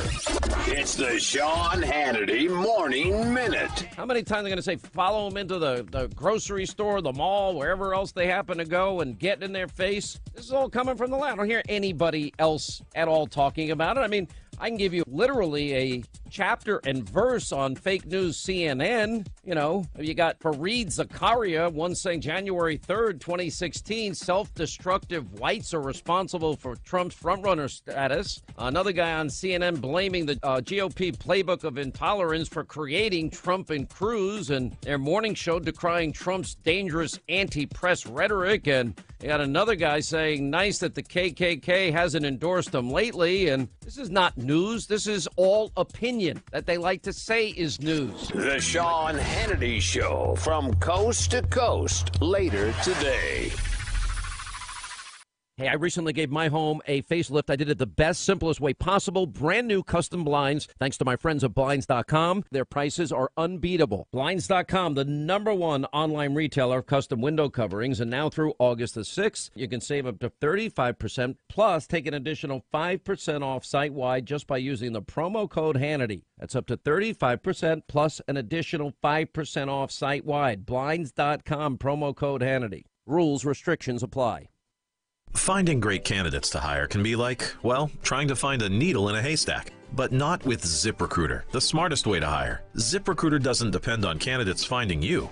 Its powerful technology actively invites qualified candidates to apply to your job. So, while other companies might deliver a lot of hay, ZipRecruiter finds you, the needle in the haystack. Try ZipRecruiter now for free by going to ZipRecruiter.com/free. That's ZipRecruiter.com/. Shreveport police on the scene, minor accident, I-49 southbound at Kings Highway. You'll want to avoid that. If you spot something else, let us know on the traffic hotline. Planet Fitness traffic hotline, 687-7623. That's 687 Road. Your AccuWeather.com forecast. Mostly sunny and hot with a high of 96 today. Clear with a low of 71 tonight. Partly sunny, high 94 tomorrow. With your AccuWeather.com forecast, I'm meteorologist Heather Zayer. Breaking news and trending talk. This is 1017 FM and 710 Keel. KEEL, Shreveport.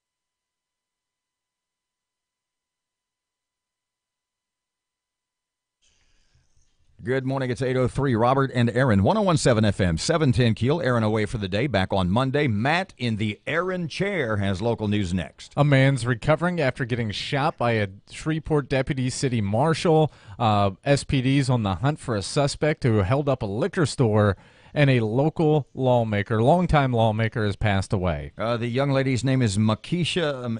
I got it. Makisha KEEL. She's with the DA's office here in Caddo Parish, and she's going to be in studio in a couple of seconds to talk about human trafficking, sex trafficking, specifically the case that just wrapped up. Lots of sports stuff, including Dak. I still think they're out to get the guy. Urban Meyer and Matt watched exhibition football last night. What does he think of the new Protect the Brain rules? Fletcher in sports, traffic, and weather. It's all coming up this hour, and it's here on KEEL.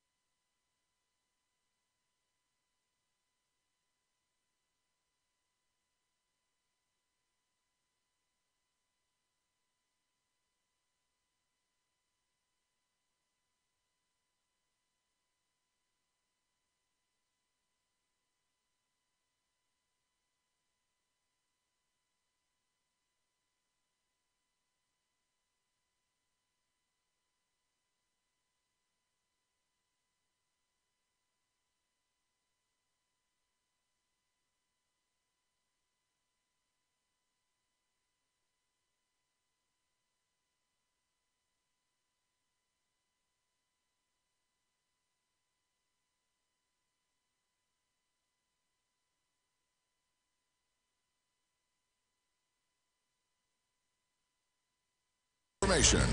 KEEL News now. A man is recovering after being shot by a Shreveport deputy city marshal. The incident happened in the 2700 block of Sunnybrook Street late Thursday morning. Bobby Wallace was allegedly trashing a home, terrorizing neighbors, and beating a man said to be his grandfather when law enforcement arrived on the scene. When officers attempted to subdue Wallace, he began beating on them. At this point, the city marshal deemed Wallace uncontrollable and shot him at least twice.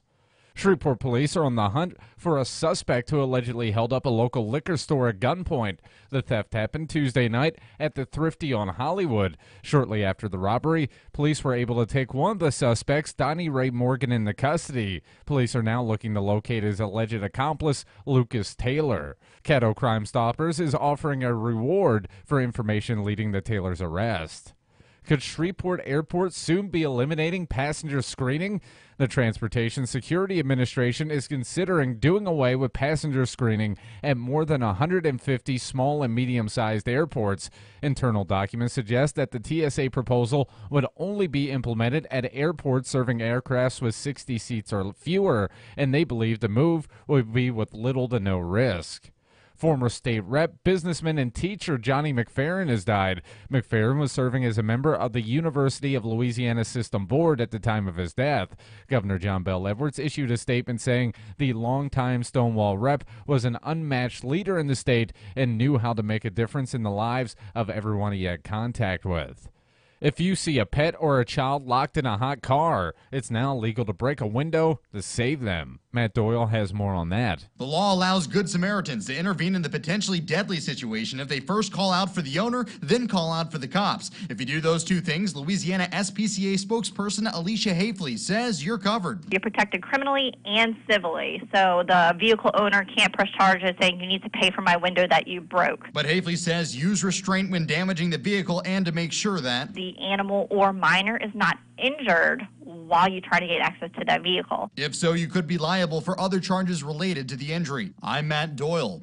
The U.S. Department of Defense has issued a $10 million award to LSU Stevenson's Technology Corporation in an effort to help protect small businesses from cyber attacks. This comes after Governor John Bell Edwards issued an executive order in 2017 establishing a Louisiana Cybersecurity Commission to advance the state's cyber ecosystem. STC's president and CEO Jeff Mouton says it's an important topic because it's not a matter of if you will be attacked, but when. You are going to be hacked at some point in time. So what we're going to try to do is we're going to try to provide a layer of attack sensing and warning to these small businesses throughout the 225 area code. Mouton says the ramped-up security measures will result in lower insurance costs for businesses. Over 1,000 athletes will be flocking the Cypress Black Bayou in Benton this weekend for the 38th annual River Cities Triathlon. The event will take place Sunday at Cypress Black Bayou Park and will feature competitors from over 20 states across the country. The race consists of a half-mile swim, 18.2-mile bike ride, and a 3.1-mile run. If you'd like to go or register to compete, you can find more details online. And LSU football reports for camp today, and expectations are lower than normal. The Tigers are picked to finish 5th in the SEC West and ranked 24th in the preseason coaches poll. Not everyone sold on new offensive coordinator Steve Emsvinger, but Coach Ed Orgeron says LSU's offense set several records when Emsvinger was calling plays in 2016. He's a leader. He's a Tiger. He's a great game day caller. He's a tireless worker. I can't wait to watch him work. I believe in him 110%. Many say if LSU can find a quarterback and some playmakers emerge on offense, the Tigers could have a surprisingly good year. From 101.7 FM and 710 KEEL, I'm Matt Parker.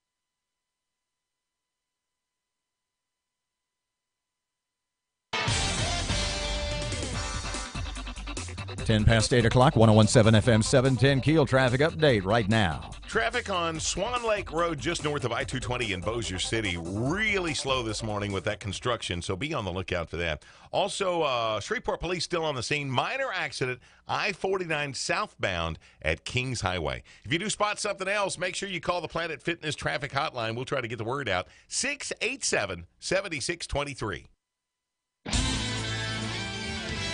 Your AccuWeather.com forecast. It'll be hot today with sunshine and a high of 96. Clear, low 71 tonight. Tomorrow, partly sunny, high 94. With your AccuWeather.com forecast, I'm meteorologist Heather Zayer.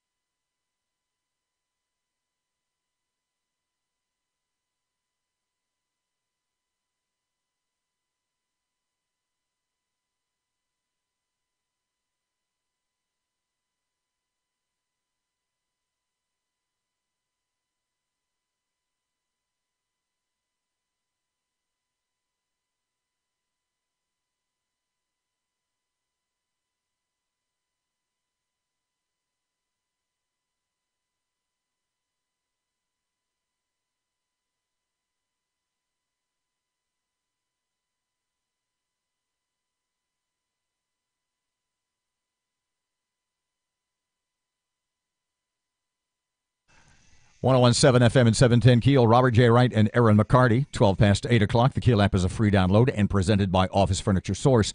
Now, Makisha Creel is assistant at the Caddo Parish District Attorney's Office. And let me see if I got this right, because you've been with us once before, but I was on vacation, so we're meeting for the first time, even talking for the first time. You are the head of human trafficking. You are the victim coordinator. Yes, I'm the Human Trafficking Victims Diversion Coordinator. That sounds like a really scary job, because we were talking off the air about the responsibility. I mean, my job is fun. I come in here, I talk about stuff. Occasionally somebody gets mad and I go, okay, I'll see you tomorrow. Right. But in your job, you're not only up in front of people all the time, but as I said, so you not only have to deal with, to some degree, stage fright. Right. But the next 10 or 20 years of somebody's life depends on how good you perform. Right. What does the victim diversion coordinator, what do you do, and how did you get into that? Well, I was practicing as one of the ADAs in the office, and I was approached about helping with this initiative to identify victims of human trafficking and prostitution and create a way out of the life instead of a way in. I would assume that was created because the problem in our area, specifically Caddo Parish, was so vast. Yes, and research has shown that you don't really help facilitate in ending the problem by re-victimizing the victims by Explain to me what that means. So, for instance, oftentimes when you have an individual who's caught up in human trafficking, most of the time they are not in that position because they want to be. Nobody, when they're 3, when they're asked when they grow up, what do they want to be? They say, I want to be a prostitute. So oftentimes there's some level of force or coercion or something of that nature to get them into that life. And the level of manipulation that goes into it, sometimes you're kind of conditioned to believe that this is what you're supposed to be doing. And so we, in conjunction with some of our community partners, have created a diversion program for those individuals who are caught up in that type of lifestyle to give them a way out so that they have the skills and the tools necessary to live a life outside of that life and also have their charges dismissed. On a personal level, a bunch of years ago, we interviewed a couple of times, and it was a young lady who was a counselor at Gingerbread House for abused children. And she seemed to me to be very young. I said, how old are you? She said, I'm 27. I said, oh, my God. She said, no, I'm the oldest one here.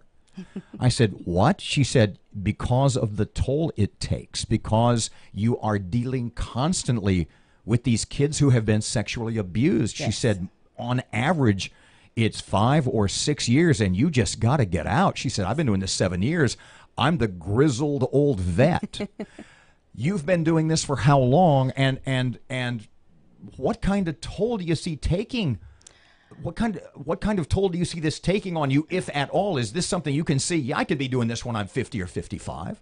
I've been at the DA's office for a little over 6 years now at this point, and it can be taxing on an emotional level. Yes. But there's more joy than sorrow in this job. I mean, we really have an opportunity to reach out and help people.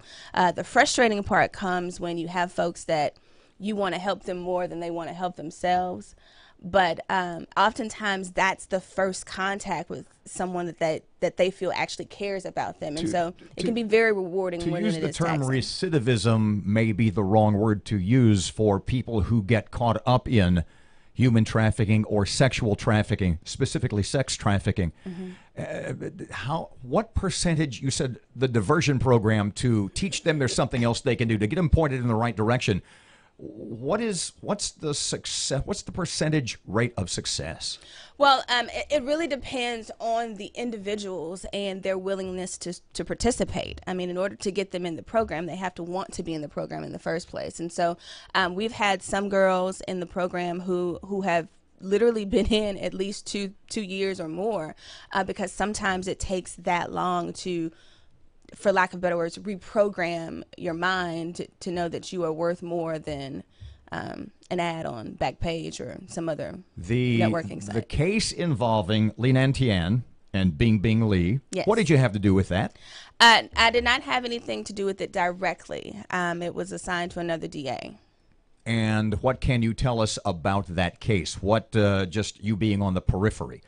What can you tell us about it? How many women were involved in this sex trafficking, human trafficking case. Give us a little background, too, if you could. Well, in my review of the discovery, it appears that at least 3 or 4 Asian females were identified as workers at this particular location here in Shreveport. Help me out with what is defined as workers.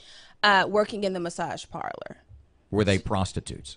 Were they sex workers? Were they indentured servants? Would you describe them?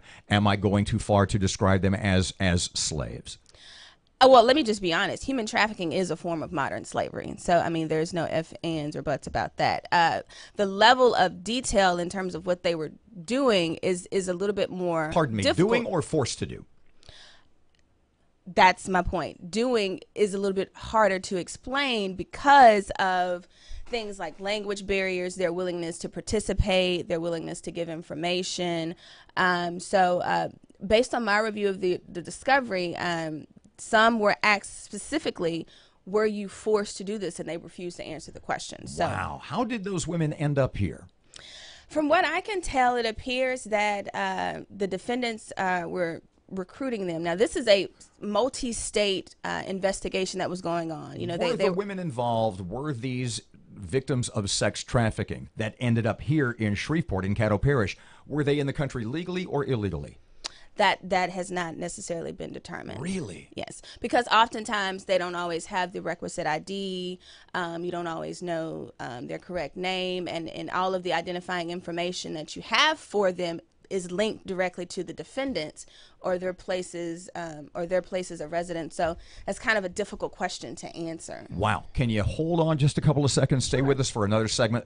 I have so many questions about this. I bet. You are awesome. Thank you so much for joining us. No problem. 19 past 8 o'clock, 101.7 FM, 710 KEEL. Here's Gary. Shreveport police working a couple of minor accidents this morning. Still on the scene, I-49 southbound at Kings Highway. But we just got reports a few minutes ago, I-220 eastbound at North Market. That's going to put it right there in the construction area, so that's going to be a real slow go and something you want to avoid. If you do spot something else, let us know. Call the Planet Fitness Traffic Hotline, 687-7623. Your AccuWeather.com forecast, mostly sunny and hot with a high of 96 today, clear with a low of 71 tonight, partly sunny, high 94 tomorrow. With your AccuWeather.com forecast, I'm meteorologist Heather Zayer.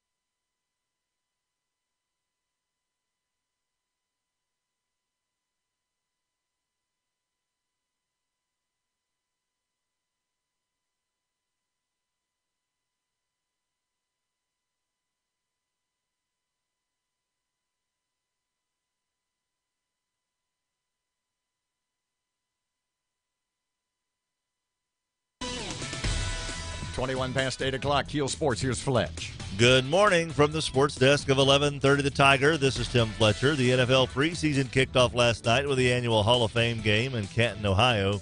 Baltimore held on to edge Chicago 17-16 in a sloppy affair. The two teams combined for 6 fumbles and 12 sacks.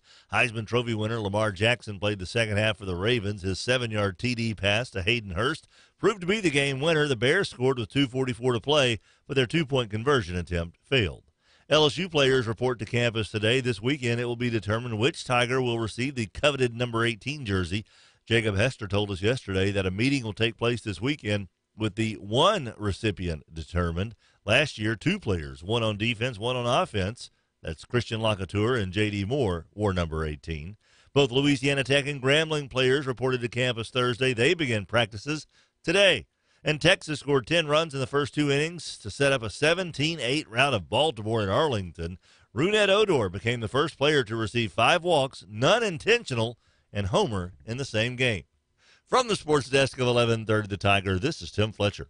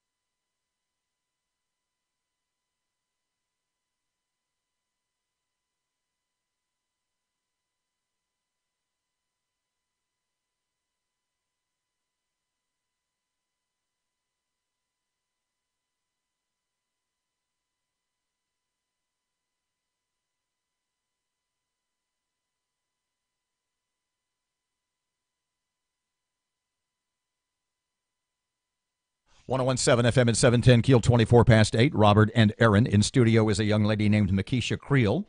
She is an assistant DA with the Caddo Parish District Attorney's Office. And let me see if I got this right. You are the Victim Diversion Coordinator, and basically of people who are involved in sex and human trafficking. Yes. And we're talking a little bit about the Li Nan Tian and Bing Bing Lee case. Yes. That was sex trafficking, human trafficking.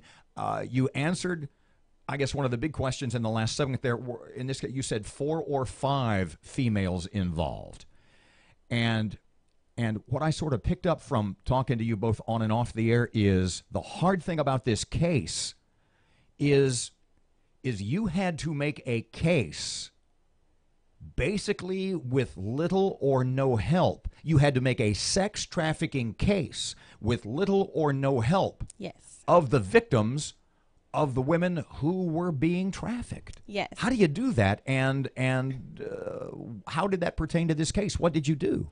Well, the ADA, when I was speaking with her, who handled the case, when she was telling me that many of the women who were found to be workers in that particular parlor had already left the state.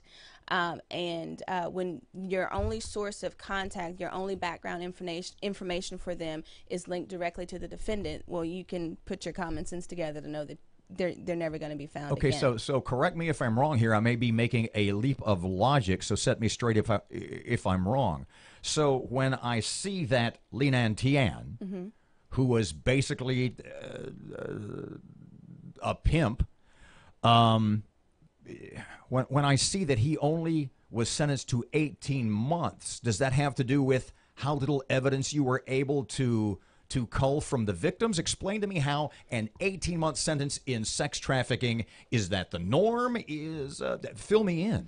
Well, you have to. It's not so much about the sex trafficking case, but you have to adjudicate the case just as you would any other felony. And so the things that come into play are any criminal history or the lack thereof, the availability of witnesses, whether or not there are other jurisdictions involved, and to what extent other jurisdictions are involved, and how much assistance you have from patrons. In other words, it's not, wow, patrons too. So Yes. Obviously you had a client list. I hadn't thought about that. Yes, there were some individuals that were identified as patrons, and for obvious reasons, they invoke their right to remain silent because they are contributing to a criminal enterprise, and so that's another element that you have to deal with. So What kind of pressure are you able to put on people in that instance? Are you able to at all? Are you well, I mean, we all have rights under the Constitution, and so if someone wants to invoke their right to remain silent for fear of criminal prosecution, that's their prerogative. In Mr. Tian's case, he pleaded guilty and was sentenced to 18 months. Yes. Was this a plea bargain? It was an agreed sentence between the state and the defense attorney. So yeah, kinda. I'm not trying to split legal hairs. I don't know anything about this. So is usually 18 months. Was he convicted of sex trafficking, of human trafficking? Yes, he was convicted of human trafficking. But one of the beautiful things about the statute in Louisiana is that it encompasses a lot of different types of behaviors. It's not just the snatch and grab, or what we would think about when we watch modern TV. It's the facilitation, the providing of transportation. It's the providing of lodging and access and things of that nature. So our human trafficking statute is very, very broad. And so would I be correct in assuming that 18 months, which to me and to a lot of people doesn't seem like a lot, and to you it may seem like, that creep got off easy too. But given what you have to work with, the reticence of witnesses, of people willing to testify, do you feel like you did pretty good? I will say this. It kind of goes back to a saying that my grandmother used to say: a bird in the hand is better than 2 in the bush. And if you can get the bad guy and you can stop that enterprise, I think that is better than nothing. Makisha Creel, she's an assistant DA with Caddo Parish, and your specific title is, tell us again. I am the Human Trafficking Victims Diversion Coordinator, along with being a section chief. Thank you very much. It was amazing stuff. You helped us out immensely, and I hope you'll come back soon. You were fabulous. Thank you. 29 past 8 o'clock, 101.7 FM, 710 KEEL traffic update. Here's Gary. Couple of problem areas in Shreveport as far as traffic goes at this time. I-220 eastbound at North Market. Shreveport police are on the scene for that one. But with it being right there in that construction area, you know it's really got things backed up. Also, Shreveport police still on the scene. Minor accident, I-49 southbound at Kings Highway. Spot something else, let us know. Planet Fitness traffic hotline is 687-7623.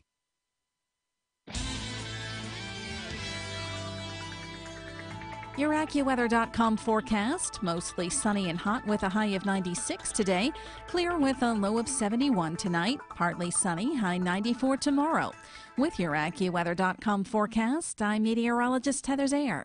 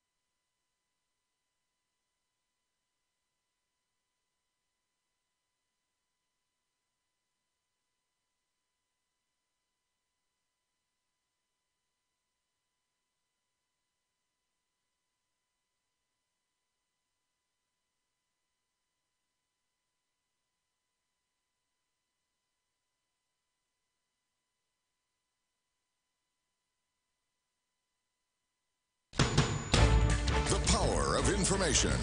KEEL News now.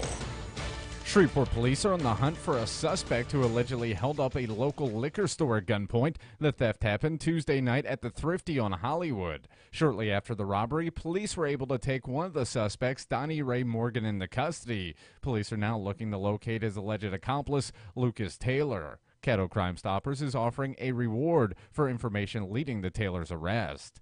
A man is recovering after being shot by a Shreveport deputy city marshal. The incident happened in the 2700 block of Sunnybrook Street late Thursday morning. Bobby Wallace was allegedly trashing a home, terrorizing neighbors, and beating a man said to be his grandfather when law enforcement arrived on the scene. When officers attempted to subdue Wallace, he began beating on them. At this point, the city marshal deemed Wallace uncontrollable and shot him at least twice. Former state rep, businessman, and teacher Johnny McFerrin has died. McFerrin was serving as a member of the University of Louisiana System Board at the time of his death. Governor John Bell Edwards issued a statement saying the longtime Stonewall rep was an unmatched leader in the state and knew how to make a difference in the lives of everyone he had contact with.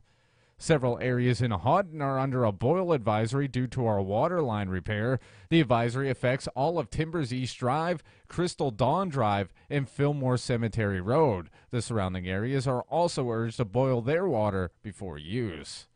The U.S. Department of Defense has issued a $10 million award to LSU Stevenson Technologies Corporation in an effort to help protect small businesses from cyber attacks. Kevin Barnhart has details on that. This comes after Governor John Bell Edwards issued an executive order in 2017 establishing a Louisiana Cybersecurity Commission to advance the state's cyber ecosystem. He wants to make Louisiana one of the safest places to do digital commerce. That's STC's president and CEO, Jeff Moulton. He says it's an important topic because it's not a matter of if you will be hacked, but when. After all these hacks that you're starting to see on TV now that are getting, national level and international level exposure, I think it's finally starting to hit home that people realize this is serious. The program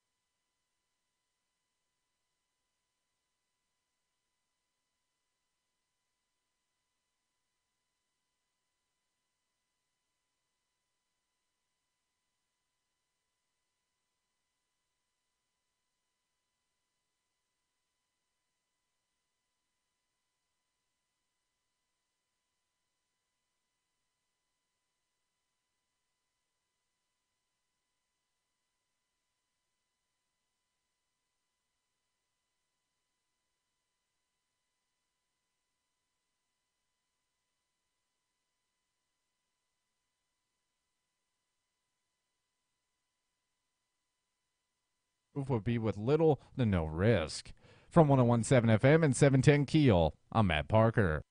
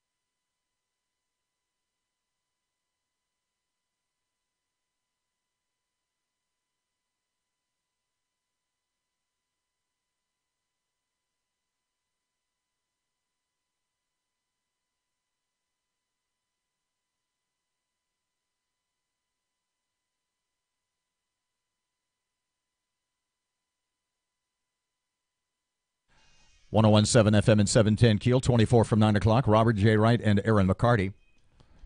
Yes. I'm just, that was awesome. You know, once she broke it down, the sentence makes a lot more sense because basically you're going in there with a wet noodle trying to beat these guys into submission. I'm not sure that's an apt analogy, but I know what you mean. The point being that you literally have to prosecute and convict someone of a crime. A serious crime. With no, like we said, with no help from the defendants, with no help from practically anybody. Yeah, you send a vice agent in there to do a sting or whatever, and there were some areas I just didn't want to go. But I mean, you do that, it doesn't necessarily link back to the mastermind of the criminal enterprise. No.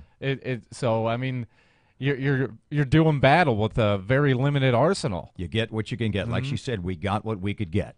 18 months, which seems like nothing. And you could, I don't mean to put words in her eyes, but you could tell from the look in her eyes, yeah, he deserves more.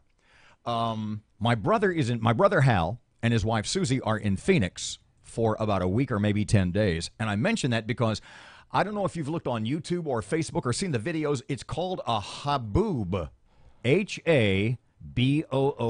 Hold on, let me Google this. And it's Haboob. And it basically is a tsunami. Holy crap! Of dust. How high does that look to you? How high? It's a dust storm that is that. It looks like the Grand Canyon is in motion. It looks trying like to wipe out a city. It looks like a 100 or 200 high foot wall of dust and sand. At least. I see one picture here where it's got some like tall buildings and it's towering over them. Yes, your city is immersed in sand and dust, particles that are so fine. My other brother Bill, used to live in Santa Fe, and he said that these things would blow in. And he said the dust was so fine, your jaw is dropping. I'm just scrolling through and looking at pictures of this, and it's hard to believe that something like that exists in the world, and it's not a bigger issue. Haboob, that's what it's called. This dust storm invades Phoenix, knocks out power to 100,000. When my other brother Bill lived in Santa Fe, and he said these things would blow in once or twice a year.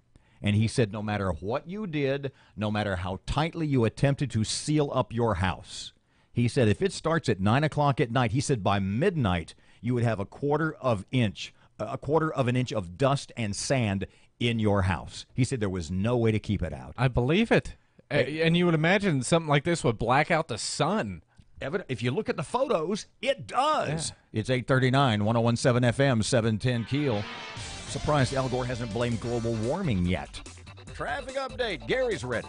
Traffic really slowed down on the I-220, I-49 construction area with an accident right now. Shreveport police still on the scene. I-220 eastbound at North Market. Avoid that if you can. If you spot something else, call us on the Planet Fitness Traffic Hotline, 687-7623. That's 687-ROAD. Your AccuWeather.com forecast. Mostly sunny and hot with a high of 96 today. Clear with a low of 71 tonight. Partly sunny, high 94 tomorrow. With your AccuWeather.com forecast, I'm meteorologist Heather Zayer.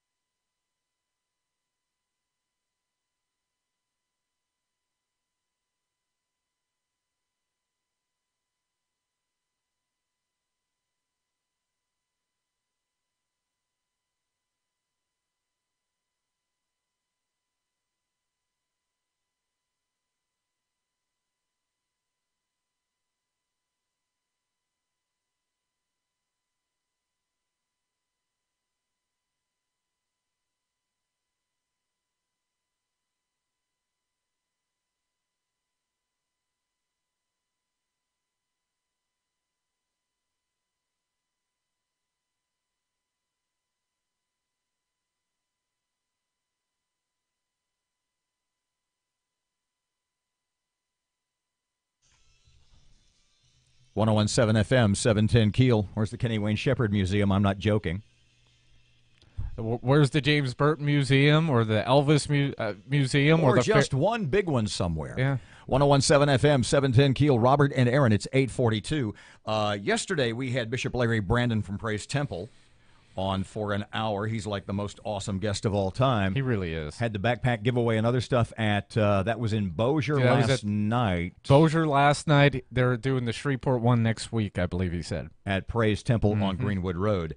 After the hour we had with Bishop Larry yesterday, which is always an awesome hour, I got a text from Mike Johnson.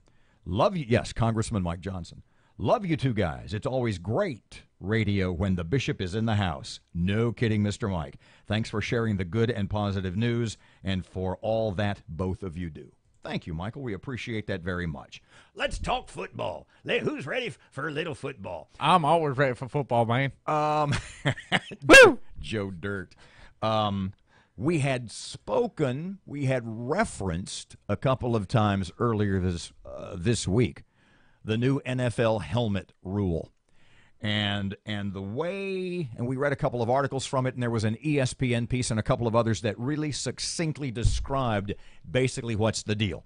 And it's you can't lead with your head, and Matt's going to clarify this for us in a second. Basically, you can't lead with your head, where before it was hits almost like 99% of the time when they would make those helmet calls. Mm-hmm. It was in the defensive backfield on a receiver by a DB or a linebacker. And the way this has been expanded, at least in the way that the media was describing it, is it's everybody now. It's linemen, it's running backs. It doesn't matter. If you lead with your head, there's going to be a 15-yard penalty. It will be reviewed. You could be suspended and fined. And kind of the blowback we got from that was, well, wait a second. What do you do if you've got it 4th and goal on the 1-yard line? There's 3 seconds left in the game. There's a timeout, and you've got a 275-pound running back. What if you've got Ezekiel Elliott or I'm trying to think of somebody else. What if you've got the 21st century version of Jim Brown or Walter Payton or Emmitt Smith? Mm-hmm. And you hand the ball to them, they can't lower that. They can't go full Bo Jackson anymore and crash into the line? That is inaccurate. All right, so you know me. I hate NFL rule changes as much as anyone. Hang on just a second. Okay. Before you get into this, and I'm teeing it up for you, kid, the first exhibition game of the season last night, Baltimore and the Bears. Mm-hmm. And we were kind of talking about what they were going to call through the day, what they weren't going to call, etc. And I sent you a text. Well, you sent me a text starting off at about 7:30. Mm-hmm. And Matt says, The helmet rule is going to kill all the love that I have for pro football. And I responded, forgot there's a game tonight. Matt responds, already been a helmet call. A glancing blow, a kiss, costs the Ravens 15. Barely any contact. I responded, so much to discuss. See how many of those calls they make tonight. So what was the players or Harbaugh's, John Harbaugh, that's the Baltimore coach, the announcer's reaction? You said, the announcers are just trying to explain the new rule. They don't seem pleased, but the players are obviously angry and confused. And don't even get me started on the new NFL kickoff rule. So about 45 minutes to an hour goes by, and I get this text from Matt. Hang on, the rule makes a little more sense. I don't like it, but I at least understand it now, and it's not quite as bad as it originally sounded. What I want you to talk about is the way you are interpreting this is this is going to sound weird. It's not targeting, no pun intended, so much at the players who lead with their heads to prevent concussions. This is to prevent, if you remember last year, Ryan Shazier from the Pittsburgh Steelers almost died on the field. I mean, that's essentially what happened. He went in, torpedoed a guy at full speed, broke his neck. They never thought he was going to walk again. It was here's the key, pardon me, with the crown of his helmet. Yes, please continue. With the crown of his helmet. And, you know, it was a horrible situation. So in the offseason, they had put in this rule where it has nothing to do with helmet-to-helmet contact. If you torpedo a guy and you hit him in his chest, that's still a penalty because they're trying to prevent a situation where someone's going to die on the field, which, you know, if you go by fundamental of football basics, if you go back to high school, middle school, elementary school, the way they teach you to tackle, it is literally a non-issue.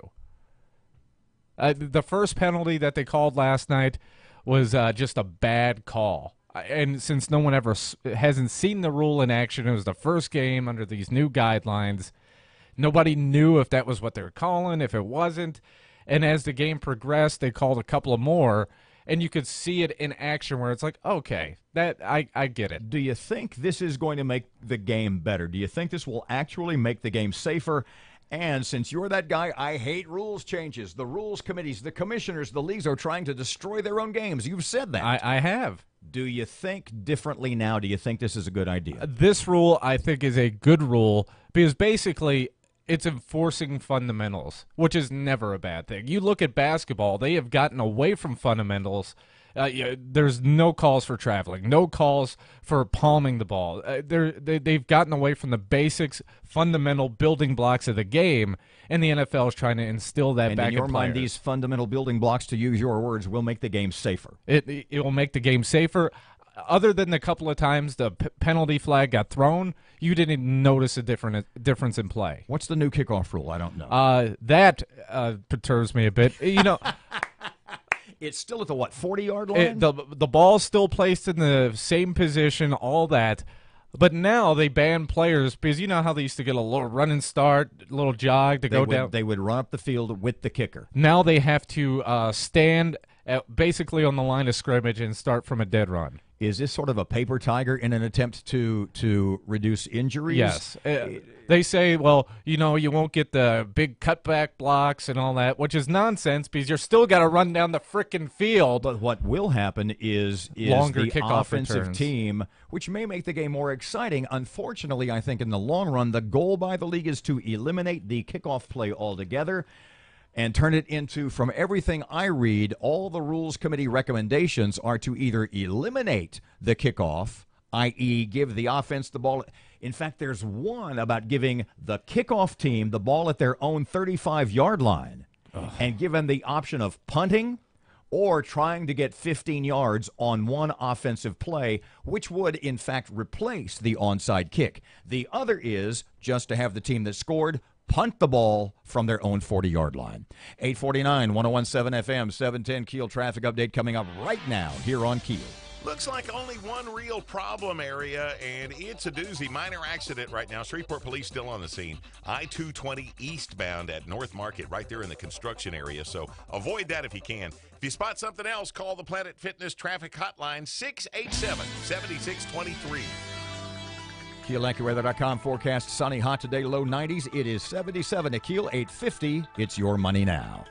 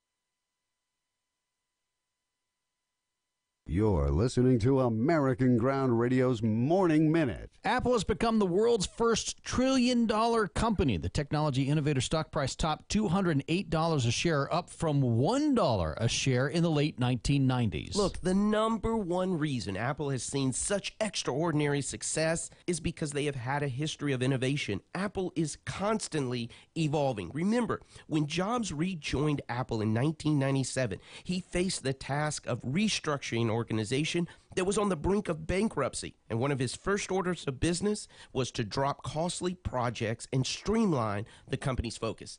Isn't it interesting that we have a president of the United States who is trying to do the same for our nation? Apple has believed that people who think differently can change the world, and they've proven it time and time again. American Ground Radio, where building a better America begins with building a better us. Return each weeknight from 6 to 7 p.m. with Louis R. Avalone and Stephen Parr on 101.7 FM and 710 KEEL, and streaming live at KEELnews.com.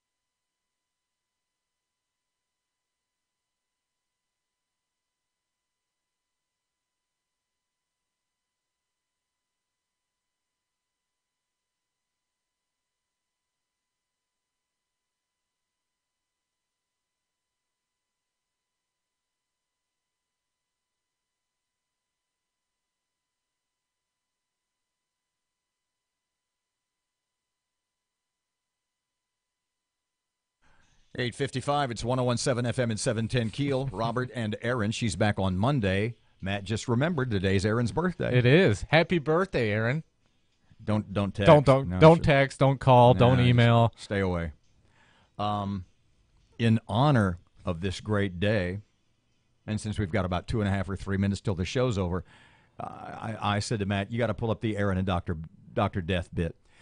If you've never heard this, it's amazing. The voice you will hear on this, in addition to mine and Erin's, is a hypnotist by the name of Ricky Kalman, who used to come around when the Funny Bone was open, and he was here once every 3 or 4 or 5 months, and we'd have him on the radio with us. He was incredible.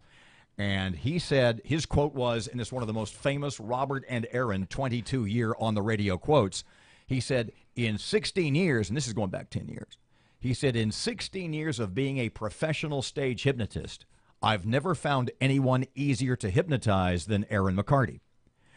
And so what you're going to hear is Erin having been hypnotized into thinking that she's Steve Williams, professional wrestler Dr. Death. Mm-hmm. The thing is that Mr. Steve, Dr. Death, is right there with her. Is in the room, and when she sees him, she wants to kick his ass. Yeah. And you're going to hear it, and trust me, she's hypnotized. She thinks she's Dr. Death. She ain't playing. Erin, you're going to become Dr. Death. As an aside, what happens when she sees the real Dr. When she sees the real Dr. Death, she thinks it's an imposter. Okay? So on 3, everybody becomes different celebrity, different personality, but Erin, you're Dr. Death. There we go. This is going to be interesting. You're a bad man. You got a good sense of humor, right, sir? Seen that? Yeah. You notice how I use the word sir? Big egomaniac celebrities. 1, 2, slowly sit up all the way up in your seats, and 3, open your eyes. Welcome. Open your eyes, open your eyes, open your eyes, open your eyes. Erin's looking very bulky. Okay, how are you? Erin. Hey, all right, well, let's introduce our celebrities that have come out to talk to us here today. First of all, go down there. Can you come a little closer to the mic? Oh, hold on. Introduce yourself over here. Who are you? You don't know who the hell I am? No, who are you? What's wrong with you? Nothing. I'm Ricky Kalman. How are you? Who are I'm you? Dr. Death. All right. Sit the hell down. Oh, sorry, sir. Okay, I'll sit down with you, sir. What's the matter with you? Nothing. I'm just doing an interview here this morning talking about my show at the Funny Bone for the next 2 weeks. What are you doing? Get We around met here. last time I was in town, Dr. Beth. I went to your workout place. Cool facility. Nice. Best in town. Best in town. Yes, it is. Get a smoothie? What's that? Did you get a smoothie while you're No, there? I didn't get a smoothie while I was there. You sure? Get a smoothie. Are they powered smoothies? You got little nutritious Oh, whatever stuff? you want in them. Yeah. You put rocks in yours, don't you? Oh, Yeah, yeah. you eat rocks and dirt and Oh, stuff. look at this. Yeah, I see that. Well, get a bill. Oh, man. yeah. Yeah. Oh, yeah. Jeez, you're big in Japan. I'm huge. Yeah, I know. I know you're a big guy, but you know. I'm the man. Yeah, I know you are the man. So Nobody touched me in Japan. nobody touch you. Who are some of your competitors in Japan that your nemesis? Lucky Weenie Boy. Yes, really. Doctor, who's this guy? Who's this guy laughing at you? Who the heck is that? I don't know. Hey! Don't put your hand up at me. Don't talk like me, dude. What's the matter with you? I think he's making fun of you. Who do you think you are? Where'd you get that deep voice? I'm Dr. Death, man. Who? Dr. Death. No, I'm the real doctor. Oh, no, you're not. Oh, yes, I am. Pump it up. Come on. Come on. You want a piece? No.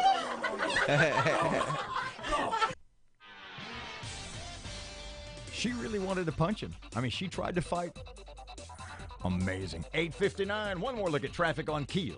Shreveport police still on the scene. One minor accident really got traffic backed up, though. I-220 eastbound at North Market. That's right there in the construction area. So if you can avoid that, that's what you want to do. If you spot something else, call the Planet Fitness traffic hotline, 687 Road. Sakiyaki Weenie Boy. So great. It's epic.